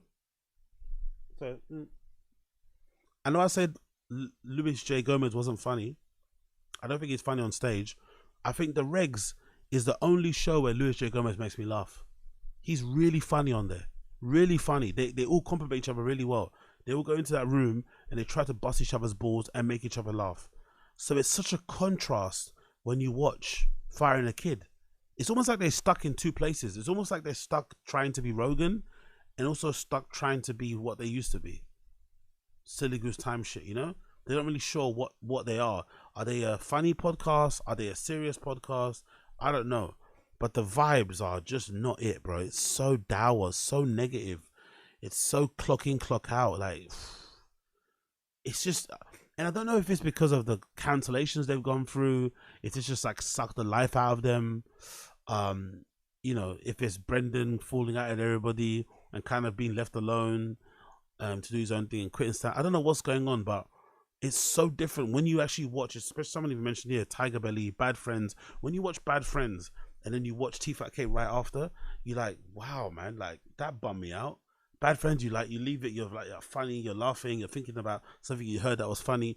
You watch fucking T-Fat-K and it's like, you know, it's like they're wasting time to get to like current events because they know that's the end. You know, they just meander until we get to current events and then we know we're about to leave. It's so sad, and I can only imagine what the fans feel like. The fans must be so confusing because it started off pretty good and then it quickly went off the rails, and now it's just like they're literally going through the motions.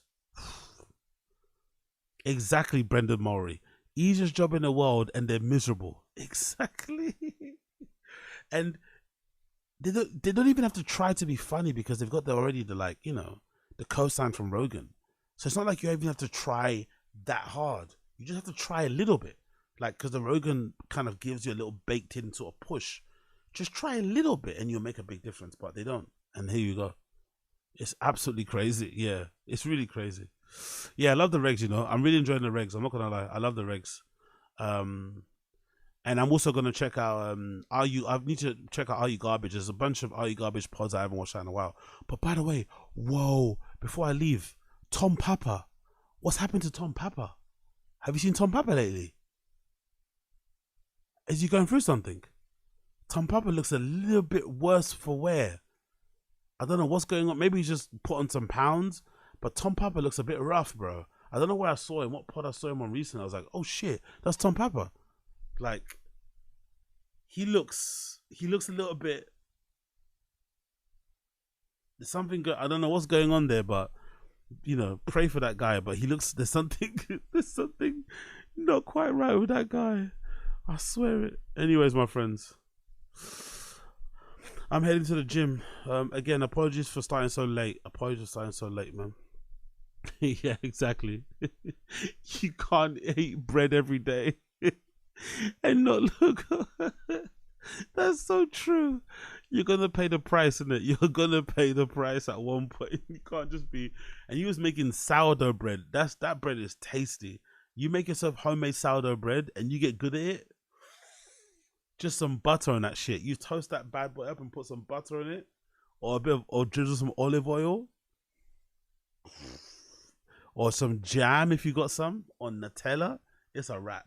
It's a wrap. So I'm not surprised he got big as fuck. You know what I mean? But Tom Papa, surprised, was like, shit. Anyways, my friends, for now, I'm going to love you and leave you. Thank you for tuning in. I'm off to the gymnasium to go pump some weights and get on the rowing machine. So yeah, big up everybody. Appreciate you so much.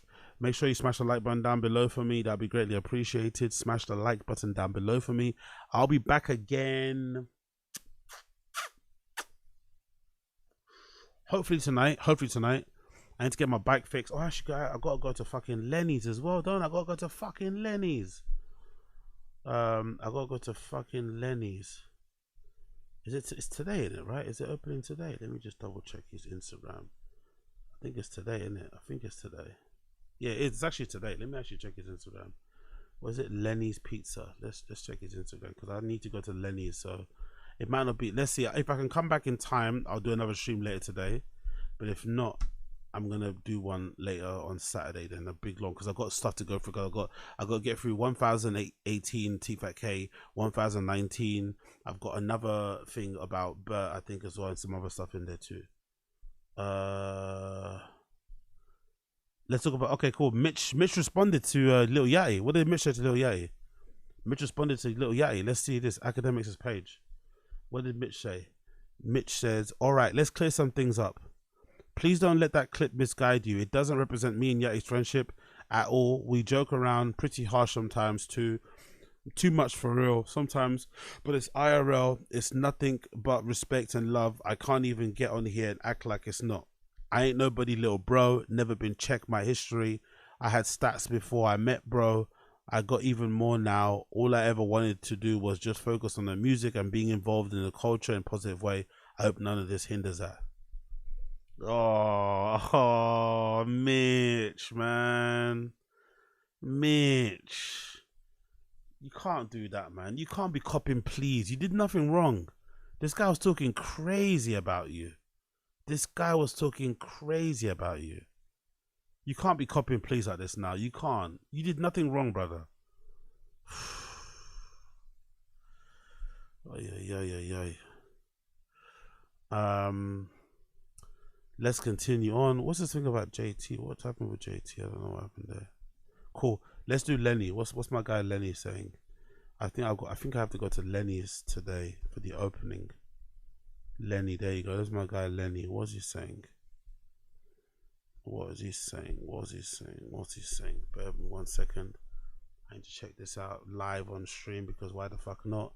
Yeah, the opening's okay. Cool. Did you know Lenny's opening on the 23rd? Today's the 23rd, right? Today's the 23rd. Cool. I will be there. So I'm going to this tonight. Gonna go get some pizzas and see what the vibe is saying for some pizzas. So let's check what Lenny's saying here. Let's see what he's saying here. I want to listen to some of this shit. Oh, it's doing that thing where it's running slow and yeah, cool. Doesn't matter. Put your you can't play the music. It's gonna be copyright strikes. Basically, Lenny making some pizza, which I'm gonna go sample pie.